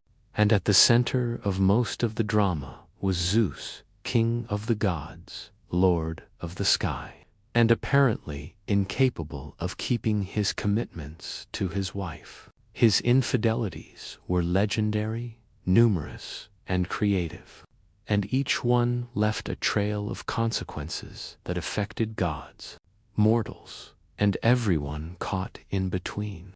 Zeus's wife and queen of the gods was goddess of marriage, which made Zeus's constant affairs not just personally painful, but professionally humiliating. She had married him, hoping for partnership, respect, perhaps even love. What she got instead was betrayal after betrayal, each one more brazen than the last. And because she couldn't punish Zeus directly, he was king, more powerful, protected by his positions. She took her rage out on his lovers and their children. Was it fair? No. Was it understandable? Perhaps. Hera's fury came from a place of deep hurt and powerlessness. She was trapped in a marriage she couldn't leave, bound to a husband who flaunted his infidelities while she was expected to maintain her dignity.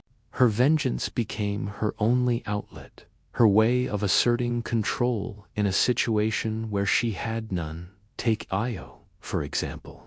She was a priestess of Hera herself, a young woman devoted to the goddess, serving in her temple with purity and dedication.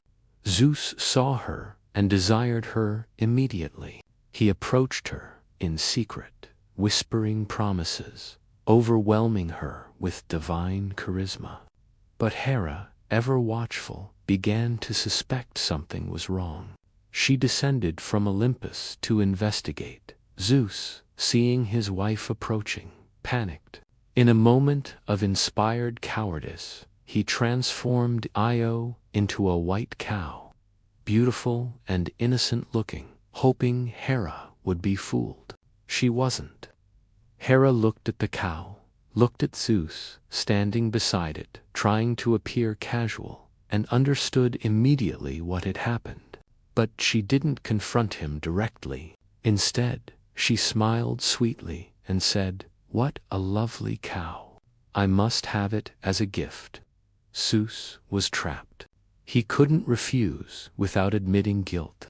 So he gave his wife the cow that was secretly his lover, and Hera accepted graciously.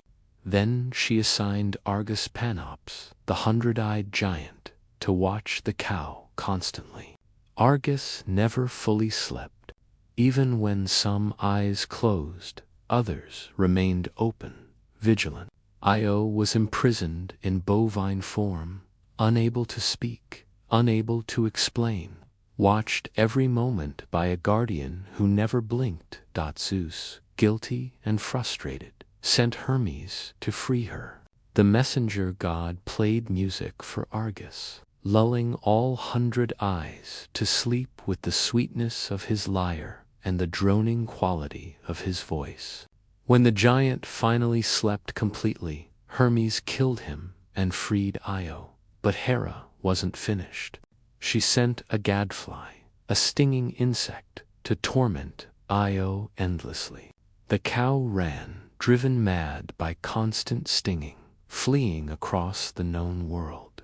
She swam across the strait that would be named Bosphorus in her honor, meaning ford of the cow. She ran through what would become Europe and Asia. She suffered for miles and years, until finally reaching Egypt, where Zeus restored her human form and she gave birth to his child. Io's story was not unique. Zeus's affairs followed a pattern: desire, deception, discovery, and disaster. His lovers rarely benefited from his attention. More often, they paid dearly for it. Leda, queen of Sparta, was visited by Zeus in the form of a swan. The encounter produced eggs, from which hatched Helen, who would become Helen of Troy, and Pollux, one of the Dioscuri twins. The story is strange and uncomfortable, an assault disguised as mythology, and it produced a daughter whose beauty would launch 1,000 ships and burn an entire city.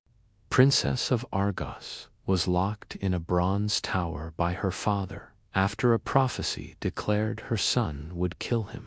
Zeus came to her as golden rain, seeping through the ceiling and impregnating her.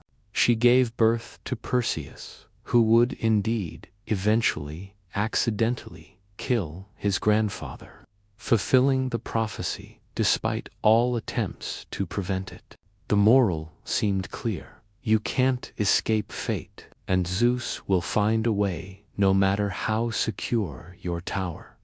Europa was abducted by Zeus in the form of a magnificent white bull. He carried her across the sea to Crete, where he revealed his true form and made her his lover. She bore him children, including Minos, who would become king of Crete and father of the Minotaur. The continent of Europe bears her name, a reminder of the day a god disguised as livestock kidnapped a princess. Perhaps the most tragic of Zeus's mortal lovers was Semele, princess of Thebes. Unlike many of his conquests, Zeus genuinely seemed to love her. He visited her regularly, and she became pregnant with his child. But Hera, discovering yet another affair, decided on a crueler punishment than usual. She disguised herself as an old nurse and visited Semele, planting seeds of doubt. "If he really loves you," Hera whispered, "he should show you his true form. Ask him to appear to you as he appears to Hera. Make him prove his love." Semele, young and naive, thought this sounded reasonable. When Zeus visited her next, she asked him to grant her any wish, and he swore by the river Styx, the most binding oath a god could make, to give her whatever she wanted. Then she asked to see him in his true divine form as he appeared on Olympus. Zeus's face fell. He begged her to choose something else, anything else.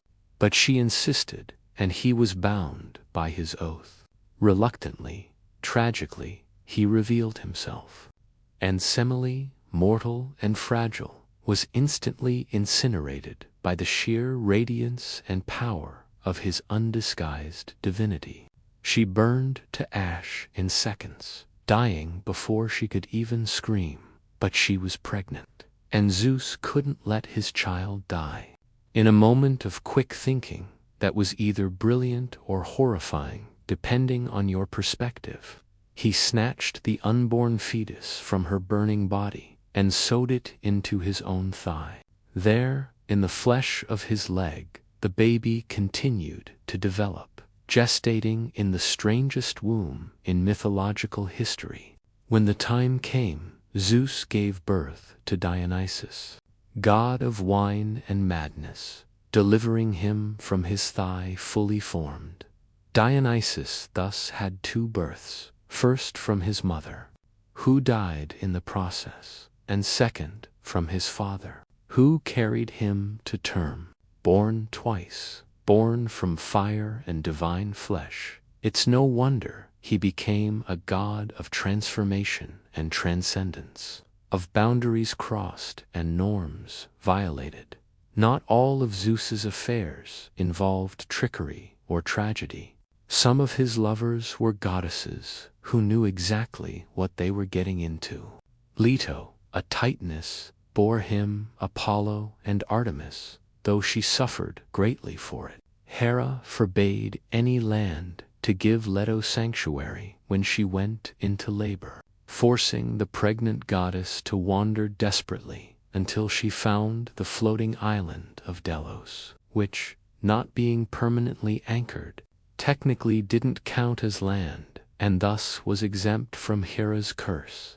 Leto's labor lasted 9 days and 9 nights, excruciating and prolonged, because Hera had also forbidden Eileithyia, goddess of childbirth, from attending.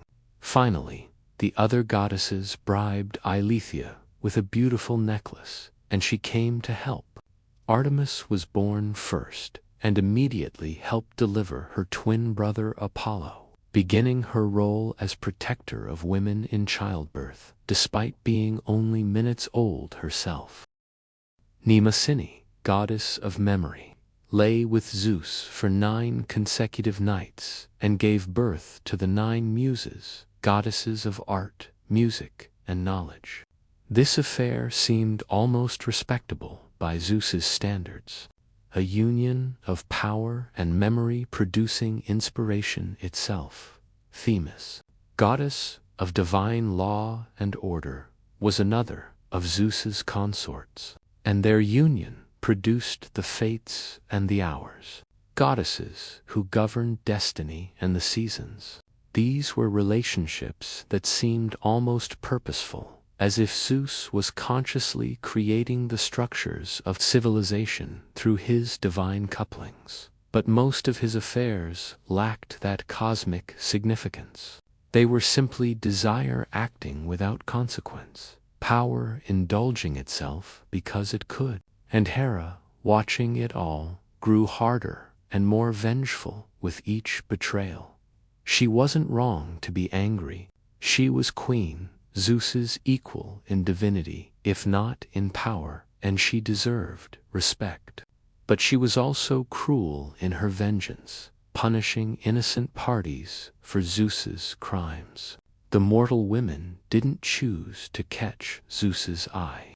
The children didn't ask to be born, yet they bore the weight of Hera's rage, while Zeus continued unscathed. Heracles, perhaps Zeus's most famous son, suffered more than almost anyone. Hera sent serpents to kill him in his cradle, though the infant strangled them with his bare hands.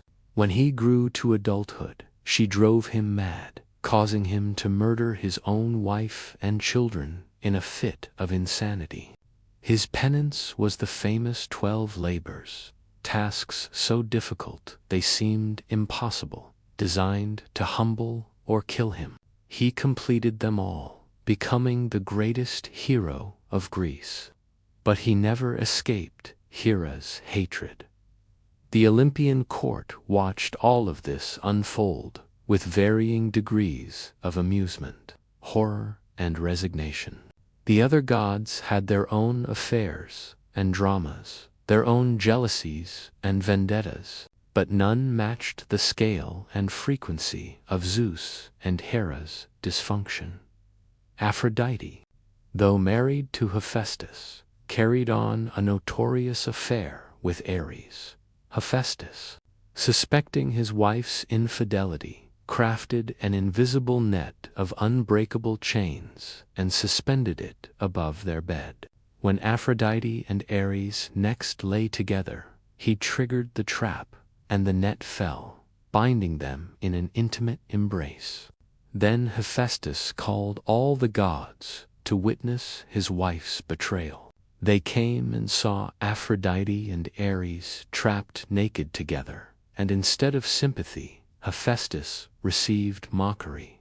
The male gods laughed and made jokes, saying they wouldn't mind being trapped with Aphrodite. The humiliation Hephaestus intended for his wife ended up highlighting his own inadequacy in their eyes. Aphrodite's power over love and desire made her dangerous even to gods. She could inspire passion or revulsion at will. She cursed those who rejected her worship and blessed those who honored her. She was neither good nor evil, simply a force, as inevitable and amoral as gravity. Eros, her son, or in some versions, a primordial force, she commanded, wielded his bow with impish delight, shooting arrows of gold to inspire love and arrows of lead to cause revulsion. His targets were random, his aim playful, and his consequences severe. He once shot Apollo with a golden arrow while striking the nymph Daphne with lead, creating an impossible situation where the god of light desperately pursued a woman who found him repulsive. Daphne ran until she couldn't run anymore, then begged her father, a river god, to save her. He transformed her into a laurel tree, and Apollo, arriving too late, could only embrace the trunk and weep. He declared the laurel his sacred tree, wearing its leaves as a crown, carrying his unrequited love as a symbol of victory, forever confusing triumph with loss. These stories reveal something essential about the Greek understanding of love. It was not a choice. It was a force that struck without warning, created impossible situations, and rarely led to happiness. Love was divine madness, a temporary insanity inflicted by capricious gods for their own amusement or instructional purposes. Yet, for all the pain and chaos, love was also what made life worth living. It was the source of poetry, art, sacrifice, and meaning. The Greeks didn't romanticize it, didn't pretend it was always beautiful or fair, but they recognized its power, its centrality to existence. Even the gods, immortal and powerful, were not immune. They loved, they suffered, they made terrible choices in love's name, and humans, watching from below, saw themselves reflected in divine dysfunction. If gods couldn't manage love wisely, how could mortals be expected to? If Zeus, king of Olympus, couldn't remain faithful, why should anyone else be judged harshly for their failings? The myths didn't excuse bad behavior, but they did normalize it, making human weakness seem universal, even divine. As night fell on Olympus, and the gods retired to their various chambers and liaisons and schemes, the earth below continued its slow spin. Mortals dreamed of divine lovers and divine vengeance, hoping for the former, fearing the latter.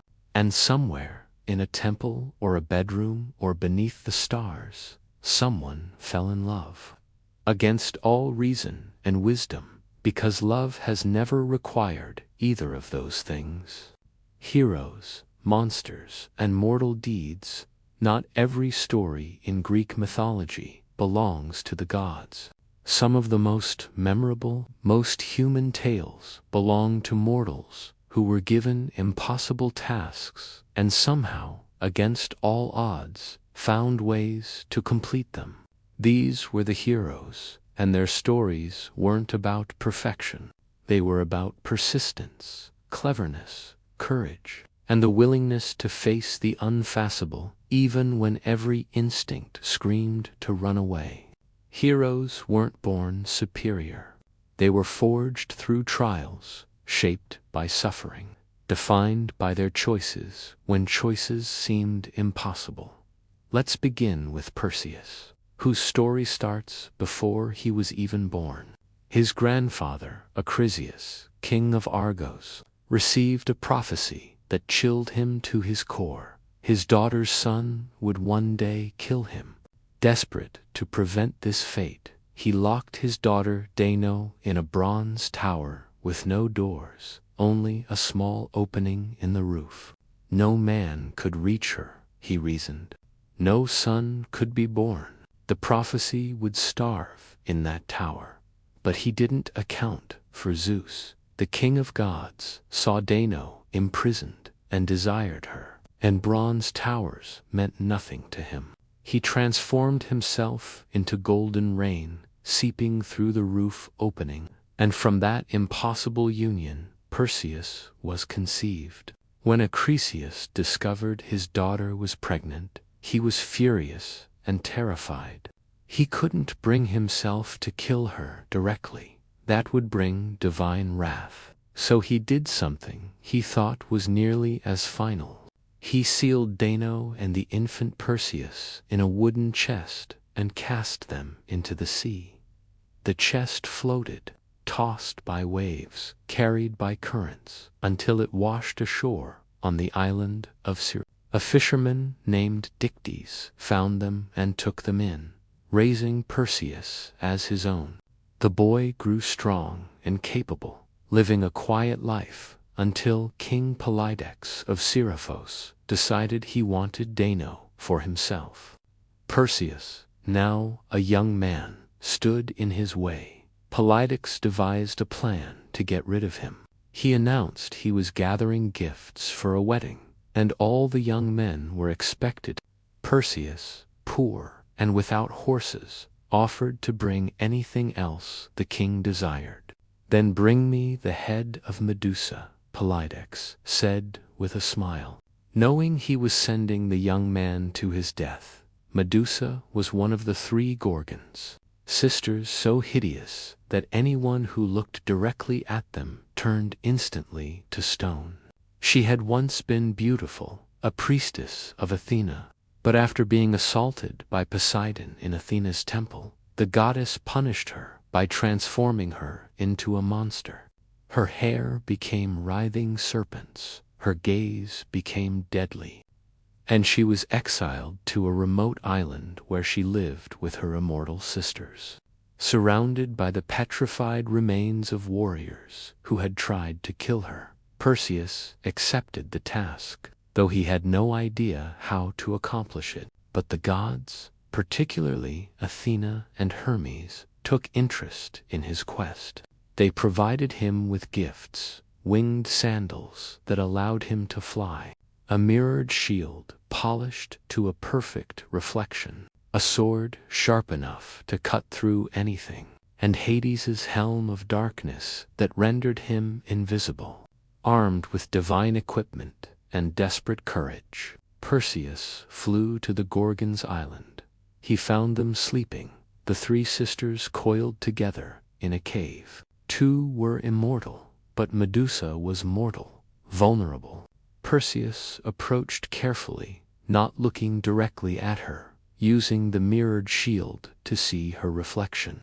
He saw her serpentine hair stirring, her scaled skin, her peaceful sleeping face that would kill him if he met her eyes. He raised his sword and, in one swift motion, guided by reflection, brought it down on her neck. The head came free. Her eyes opened even in death, still deadly, still terrible. From her severed neck sprang 2 beings, Pegasus, the winged horse, and Chrysor, a golden giant. Both were the offspring of Poseidon, born from Medusa's blood at the moment of her death, strange births from a strange death. Perseus quickly placed Medusa's head in a special bag, the cabeces, which contained its deadly power. Even separated from her body, her gaze could still petrify on his journey home. Perseus flew over Ethiopia and saw a sight that stopped him mid-flight. A young woman was chained to rocks by the sea, naked and weeping, waiting for something. Perseus descended and learned her story. Her name was Andromeda, princess of Ethiopia, and she was being sacrificed to a sea monster. Her mother, Queen Cassiopeia, had boasted that her daughter was more beautiful than the Nereids. Poseidon, offended on their behalf, had sent a monster to ravage the coast. The oracle declared that only by sacrificing Andromeda could the monster be appeased. Perseus looked at the princess, chained and helpless, and made a decision. He would save her, but only if her parents agreed she would marry him afterward. They agreed desperately, willing to promise anything. Perseus waited, hovering above the sea on his winged sandals, until the monster emerged. It was massive, serpentine, its jaws wide enough to swallow a ship. Perseus dove at it, sword flashing, attacking from the air where the creature couldn't reach him. The battle was fierce and exhausting, but finally Perseus drove his blade into the monster's skull, and it sank back into the depths, dead. Andromeda was freed. Perseus claimed his bride. They married and began the journey back to Seriphos, where King Polydex was shocked to see him alive. The king had assumed Perseus would die, leaving Dano unprotected. But Perseus had succeeded, and now he had proof. The head of Medusa, still potent, still deadly. When Polydex continued to threaten his mother, Perseus unveiled the Gorgon's head. The king looked directly at it, his mocking smile freezing permanently as his flesh hardened into stone. Perseus turned his gaze on the king's supporters, and they too became statues, a garden of the arrogant transformed to rock. Perseus gave the head to Athena, who placed it on her shield, the Aegis, where it remained as both protection and warning. Later, at an athletic competition, Perseus threw a discus that was caught by the wind and struck an old man in the crowd, killing him instantly. The old man was Acrisius, Perseus's grandfather, who had fled Argos to escape the prophecy. But fate cannot be escaped.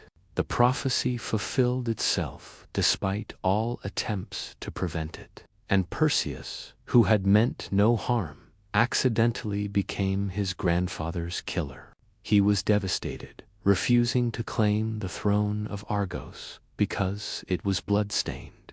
Instead, he traded kingdoms and founded Mycenae, where he ruled long and relatively peacefully with Andromeda by his side. Perseus's story was one of impossible tasks overcome through divine aid, courage, and clever thinking. But not all heroes had such clear support from the gods. Some, like Heracles, were actively tormented by them. Heracles was Zeus's son by the mortal woman Alcmene. Hera, consumed by her usual jealous rage, hated him from birth. She sent serpents to kill him in his cradle, but the infant Heracles strangled them with his bare hands, a sign of the strength that would define his life. He grew into the strongest man alive, capable of incredible feats, but also prone to fits of rage that he couldn't control. Hera's greatest revenge came when Heracles was an adult, married with children. She drove him temporarily insane, and in his madness, he murdered his wife and children, mistaking them for enemies. When sanity returned and he realized what he'd done, his grief was absolute and unbearable. He sought purification and penance, consulting the oracle at Delphi, who told him he must serve King Eurystheus of Tiryns for 12 years, completing whatever labors the king assigned. Thus began the 12 labors of Heracles, tasks designed to be impossible, assigned by a cowardly king who feared the hero even as he commanded him. The first labor was to slay the Nemean lion, a creature whose hide was impervious to weapons. Heracles tracked it to its cave, discovered that swords and arrows bounced harmlessly off its golden fur, and wrestled it with his bare hands, strangling it just as he had the serpents as an infant. He skinned it using its own claws, the only thing sharp enough to pierce its hide, and wore the lion's pelt as armor for the rest of his life. The second labor was the Lernaean Hydra, a serpent with multiple heads that regrew to 4 every one severed. Heracles fought it in the swamps of Lerna, striking off heads only to watch them multiply. Finally, his nephew Elos had an idea: cauterize the neck stumps with fire before the heads could regrow. Together they defeated the monster, though Eurystheus later claimed this labor didn't count because Heracles had help. The third labor sent him to capture the Cyrenian hind, a golden deer sacred to Artemis. It took him a full year of pursuit before he finally caught it, carefully avoiding injury to the sacred animal. The fourth was the Erymanthian boar, which he captured alive and brought back slung over his shoulder. The fifth labor was perhaps the most humiliating: cleaning the Augean stables in a single day. King Augeas owned thousands of cattle, and the stables hadn't been cleaned in 30 years.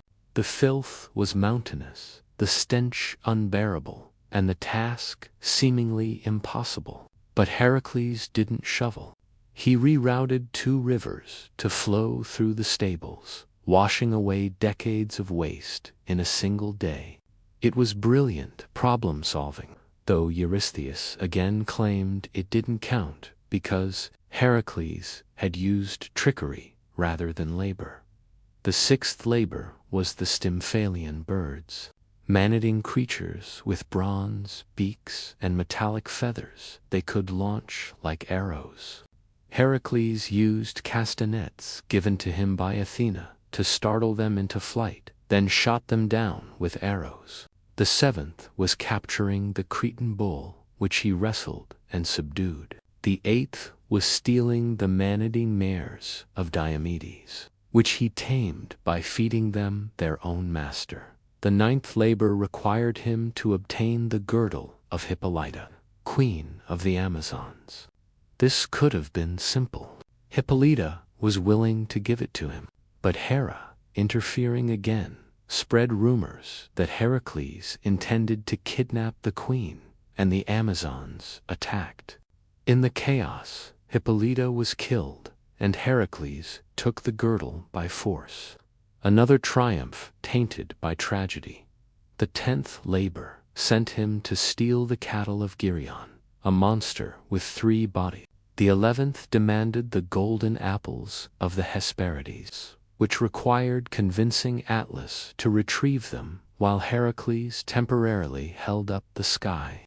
The 12th and final labor was the most difficult, descending into the underworld and capturing Cerberus, the 3-headed guard dog of Hades, and bringing it to the surface alive. Heracles accomplished all 12 labors, plus several more depending on which version you follow. But his life remained marked by tragedy. He married again, but his second wife accidentally poisoned him with a shirt soaked in the blood of a centaur who had told her it was a love potion. The poison burned Heracles from the inside, causing such agony that he built his own funeral pyre and lay upon it, begging someone to light it. Finally, one of his companions did, and Heracles burned, but he didn't die. His mortal half burned away, but his divine half, inherited from Zeus, ascended to Olympus. He was made a full god, reconciled with Hera, and married to Hebe, the goddess of youth. His suffering finally ended, transformed into apotheosis. Mortality burned away to reveal divinity beneath.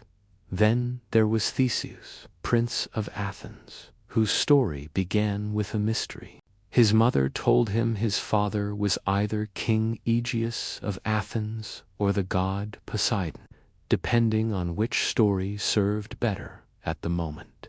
When Theseus came of age, his mother took him to a great boulder and told him to lift it. Beneath, he found sandals and a sword left by Aegeus. If he could lift the stone, he was strong enough to claim his heritage. Theseus lifted it easily and set off for Athens, choosing the dangerous overland route rather than the safe sea voyage. Along the way, he encountered various bandits and monsters, dispatching them with the same methods they had used on their victims. Procrustes, who stretched or amputated travelers to fit his bed, was made to fit his own bed. Siren, who kicked travelers off cliffs, was kicked off his own cliff. Theseus arrived in Athens as a hero, having cleared the road of threats. But Athens was under a terrible curse. Years before, King Minos of Crete's son had been killed in Athens, and as punishment, Minos demanded tribute every 9 years. Athens must send 7 young men and 7 young women to Crete to be fed to the Minotaur, a creature half man and half bull, trapped in an impossible labyrinth designed by the genius inventor Daedalus. Theseus volunteered to be one of the 14, determined to kill the Minotaur and end the tribute forever. When he arrived in Crete, he caught the attention of Ariadne, King Minos's daughter, who fell in love with him. She gave him 2 gifts, a sword and a ball of thread. "Tie one end at the entrance," she whispered. "Unwind it as you go. When you've killed the monster, follow the thread back." Theseus entered the labyrinth, a maze so complex that even its architect could barely navigate it. The walls were high and smooth, the passages twisted back on themselves, and the air was thick with the smell of blood and decay. The Minotaur, trapped since birth in this stone prison, was more animal than man, driven mad by isolation and fed on human flesh. When Theseus finally found it, the battle was brutal and close. But Theseus had youth, training, and a sword. The Minotaur had only rage and hunger. Theseus prevailed, driving his blade into the creature's heart, ending its cursed existence. He followed Ariadne's thread back through the labyrinth's twisting paths, emerging victorious. He freed the other Athenians, took Ariadne with him as they fled Crete, and set sail for home. But on the island of Naxos, Theseus abandoned Ariadne while she slept. The reasons vary depending on who tells the story. Some say Dionysus appeared to him in a dream and demanded Ariadne for himself. Others say Theseus simply grew tired of her. Either way, he left her there, and she awoke to find herself alone on an empty shore, the ship carrying her beloved disappearing over the horizon. Theseus sailed home, but he forgot one crucial detail. Before leaving Athens, he had promised his father Aegeus that if he succeeded, he would change his ship's sails from black to white, a signal visible from the shore that he had survived. But in his excitement or grief over Ariadne or simple forgetfulness, Theseus never changed the sails. King Aegeus stood on the cliffs, watching for his son's return. When he saw the ship approaching with black sails, he believed Theseus had died. In his grief, he threw himself from the cliff into the sea, which was named the Aegean in his memory. Theseus arrived home triumphant, only to discover he had killed his father through carelessness. These heroes, Perseus and Heracles and Theseus, were not perfect men. They made mistakes. They caused suffering. They were flawed and human, despite their divine blood or divine favor. But they faced impossible challenges and found ways through them. They showed that courage wasn't the absence of fear, but the choice to act despite it. That strength wasn't just physical, but mental and moral. That cleverness could be as valuable as combat skill. Their monsters weren't just creatures to be slain. They were manifestations of the challenges humans face.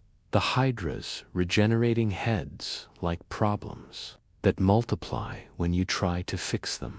The minotaur trapped in a maze like the confusion and violence that lives inside us.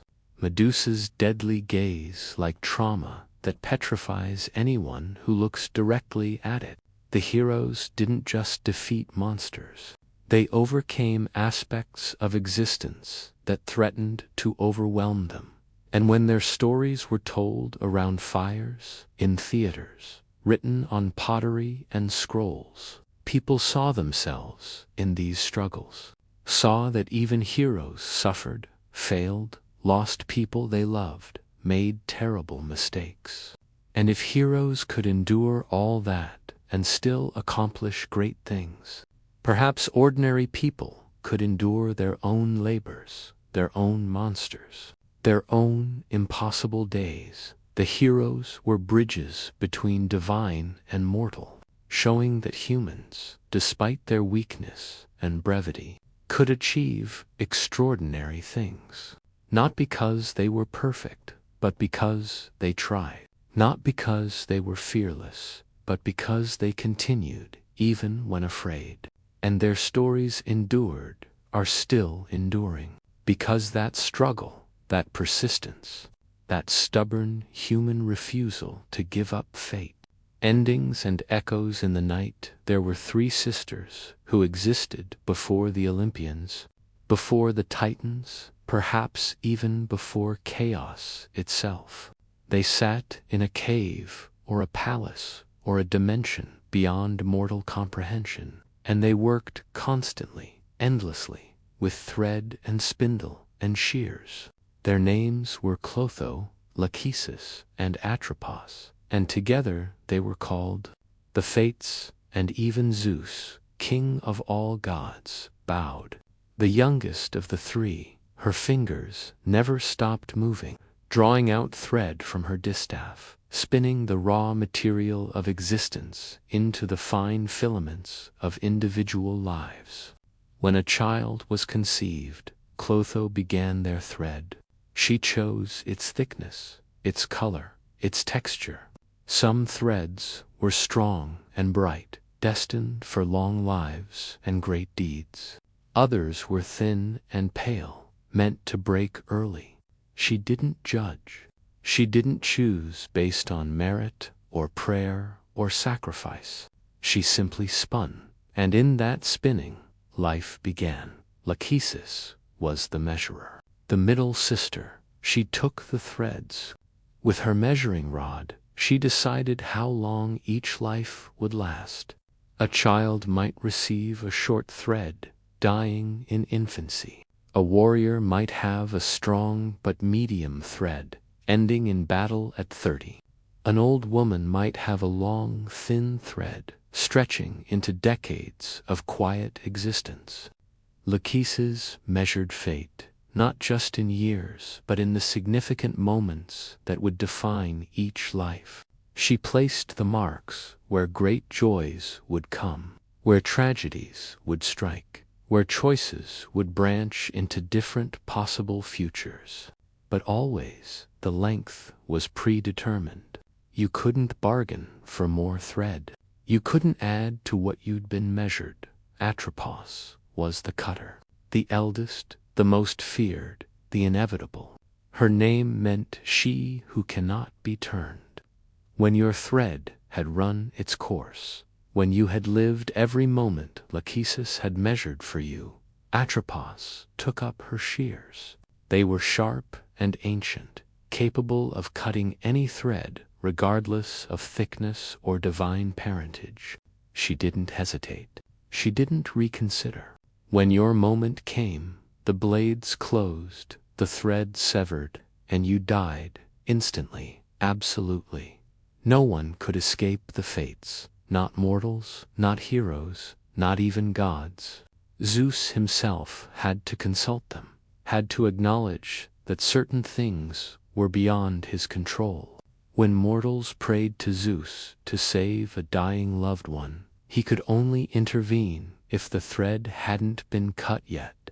Once Atropos's shears had closed, not even the king of gods could knot the thread back together. This was the ultimate truth of Greek mythology. Fate was inescapable. You could see it coming through prophecy. You could try to avoid it through clever schemes or desperate flight, but in the end, what the fates decreed would happen. The very act of trying to prevent fate usually became the mechanism by which it was fulfilled. Oedipus's father tried to kill him to prevent the prophecy that his son would murder him. But that abandonment set in motion the exact chain of events that made the prophecy come true. Perseus locked his daughter in a tower to prevent the birth of a grandson who would kill him. But that imprisonment caught Zeus's attention, led to Perseus's birth, and eventually to the accidental discus throw that fulfilled the prophecy. The message was clear. Human agency existed, but within constraints. You could choose how you responded to circumstances, how you faced your fate, what kind of person you became along your measured thread. But you couldn't choose to have a different thread. You couldn't escape the length and pattern the fates had determined for you. This might sound depressing, fatalistic, like it removes meaning from human choice. But the Greeks didn't see it that way. They found comfort in fate. It meant the universe had structure, that even chaos followed certain rules. It meant suffering wasn't random or meaningless, but part of a pattern too large to perceive from inside it. And it meant everyone, from the poorest slave to the richest king, was subject to the same ultimate authority. Fate was the great equalizer. The gods themselves were products of fate. The cycle of sons overthrowing fathers, Uranus to Cronus to Zeus, that was fate working through divine generations. The Trojan War, sparked by a golden apple and a beauty contest, orchestrated by the gods, but following threads already spun, that was fate playing out on a massive scale. Every hero's quest, every monster's death, every tragic love story. All of it was threads, crossing, measuring, cutting. In patterns the fates had woven, and so we come to the end of the story, or at least this telling of it, because the myths don't really end. They fade, they transform, they continue in whispers and shadows. The Greek gods aren't worshipped anymore, not in the way they once were. Their temples are ruins, beautiful crumbling marble that tourists photograph, trying to capture something of what was. The sacrifices have stopped. The oracles are silent.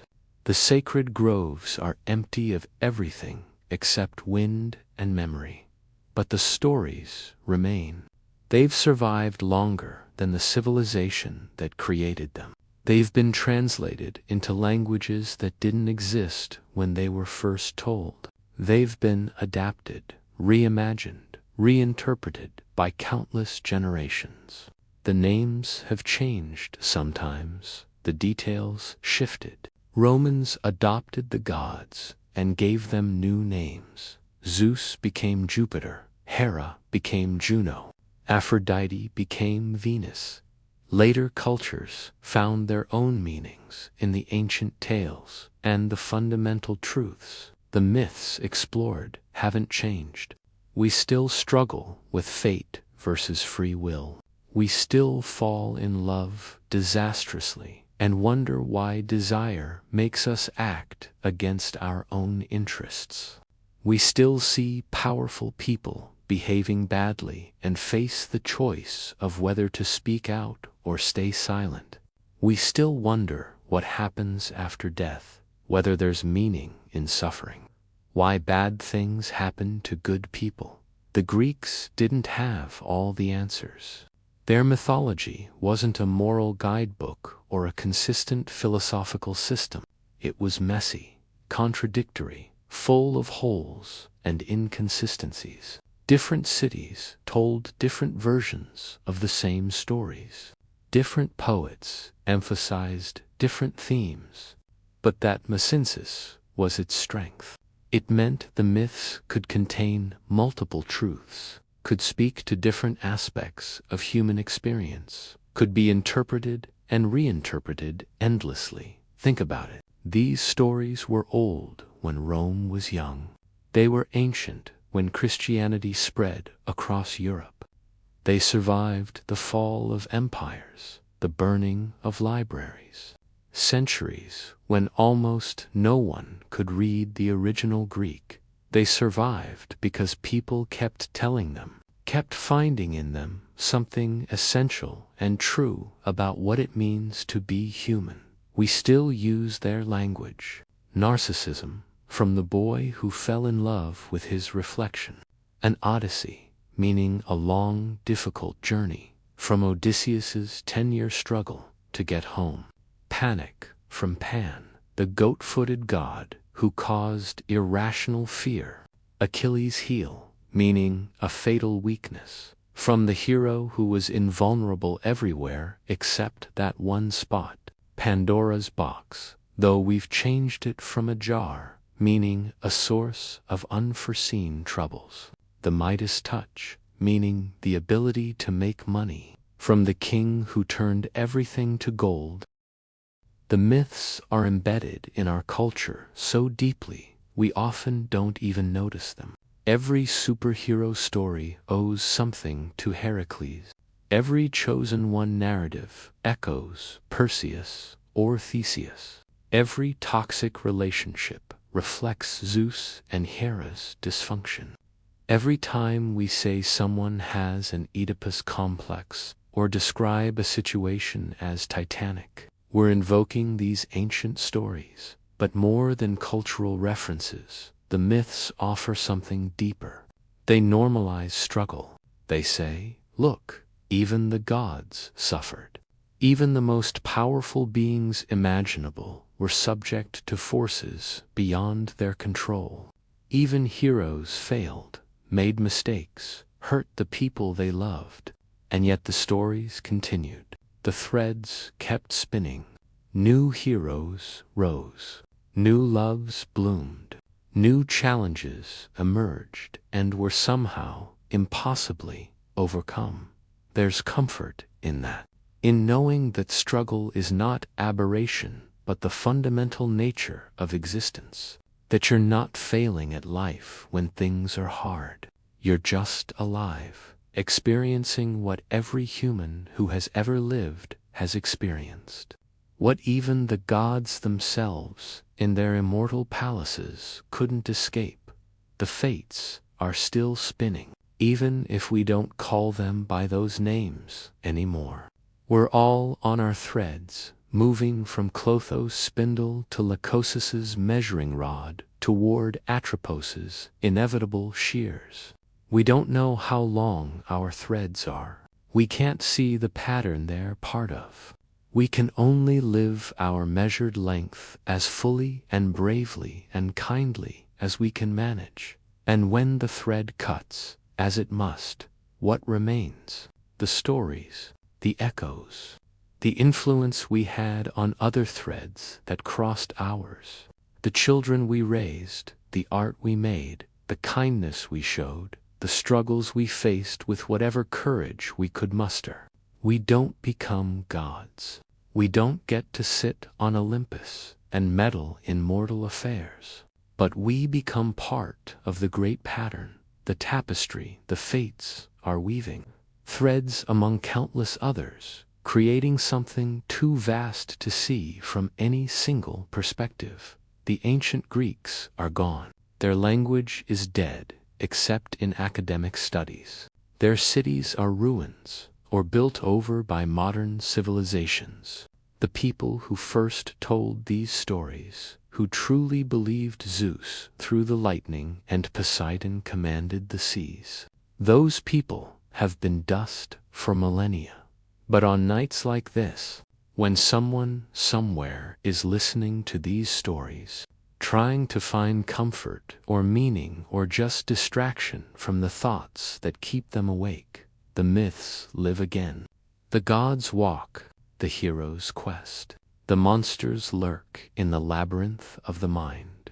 And for a moment, across the vast gulf of centuries, we connect with those ancient storytellers who first wondered at the stars and tried to make sense of existence.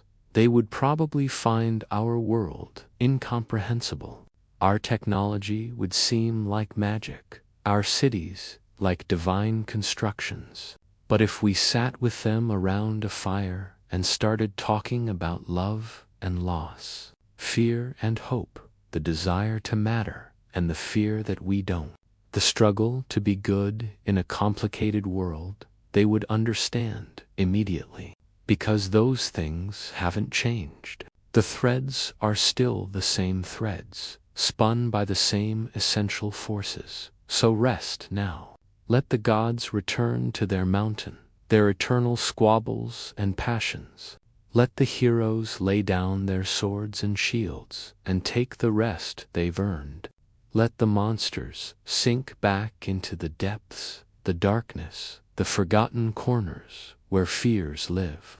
Let the fates continue their work, spinning and measuring and cutting, maintaining the pattern that contains all patterns. Your thread is still unspooling.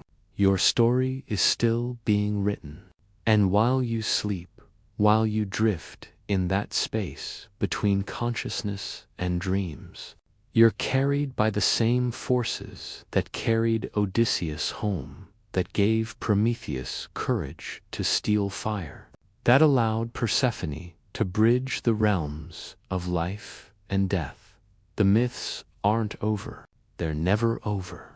They're just resting, waiting for the next person to need them, to find in them some reflection of their own struggle, some validation of their own experience.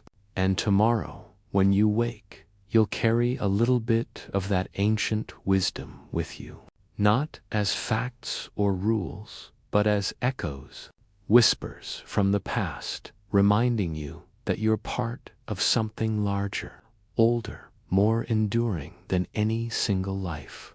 The fates are spinning still. The thread continues, and somewhere in the pattern, too vast for any of us to see clearly, your thread matters. It crosses others. It strengthens the weave. And when Atropos' shears finally close, the pattern will remain, containing your story forever, a permanent part of the eternal tapestry. Sleep now. Dream of ancient skies and distant stars. Dream of gods and heroes and the quiet courage it takes to face each day. Dream of threads spinning and stories echoing and the strange, beautiful truth that we are all connected, all part of the same vast, incomprehensible pattern. The myths have been told. The night is deep, and in the morning, when light returns, you'll wake to write the next part of your own story, not as a god, not as a hero, but as yourself. And that, the Greeks would tell you, is enough. It's always been enough. Rest now. The stories will still be here when you wake. They've waited thousands of years. They can wait one more night while you sleep and dream and heal and gather strength for tomorrow's labors. Good night, sleep well, and may the fates be kind to your thread.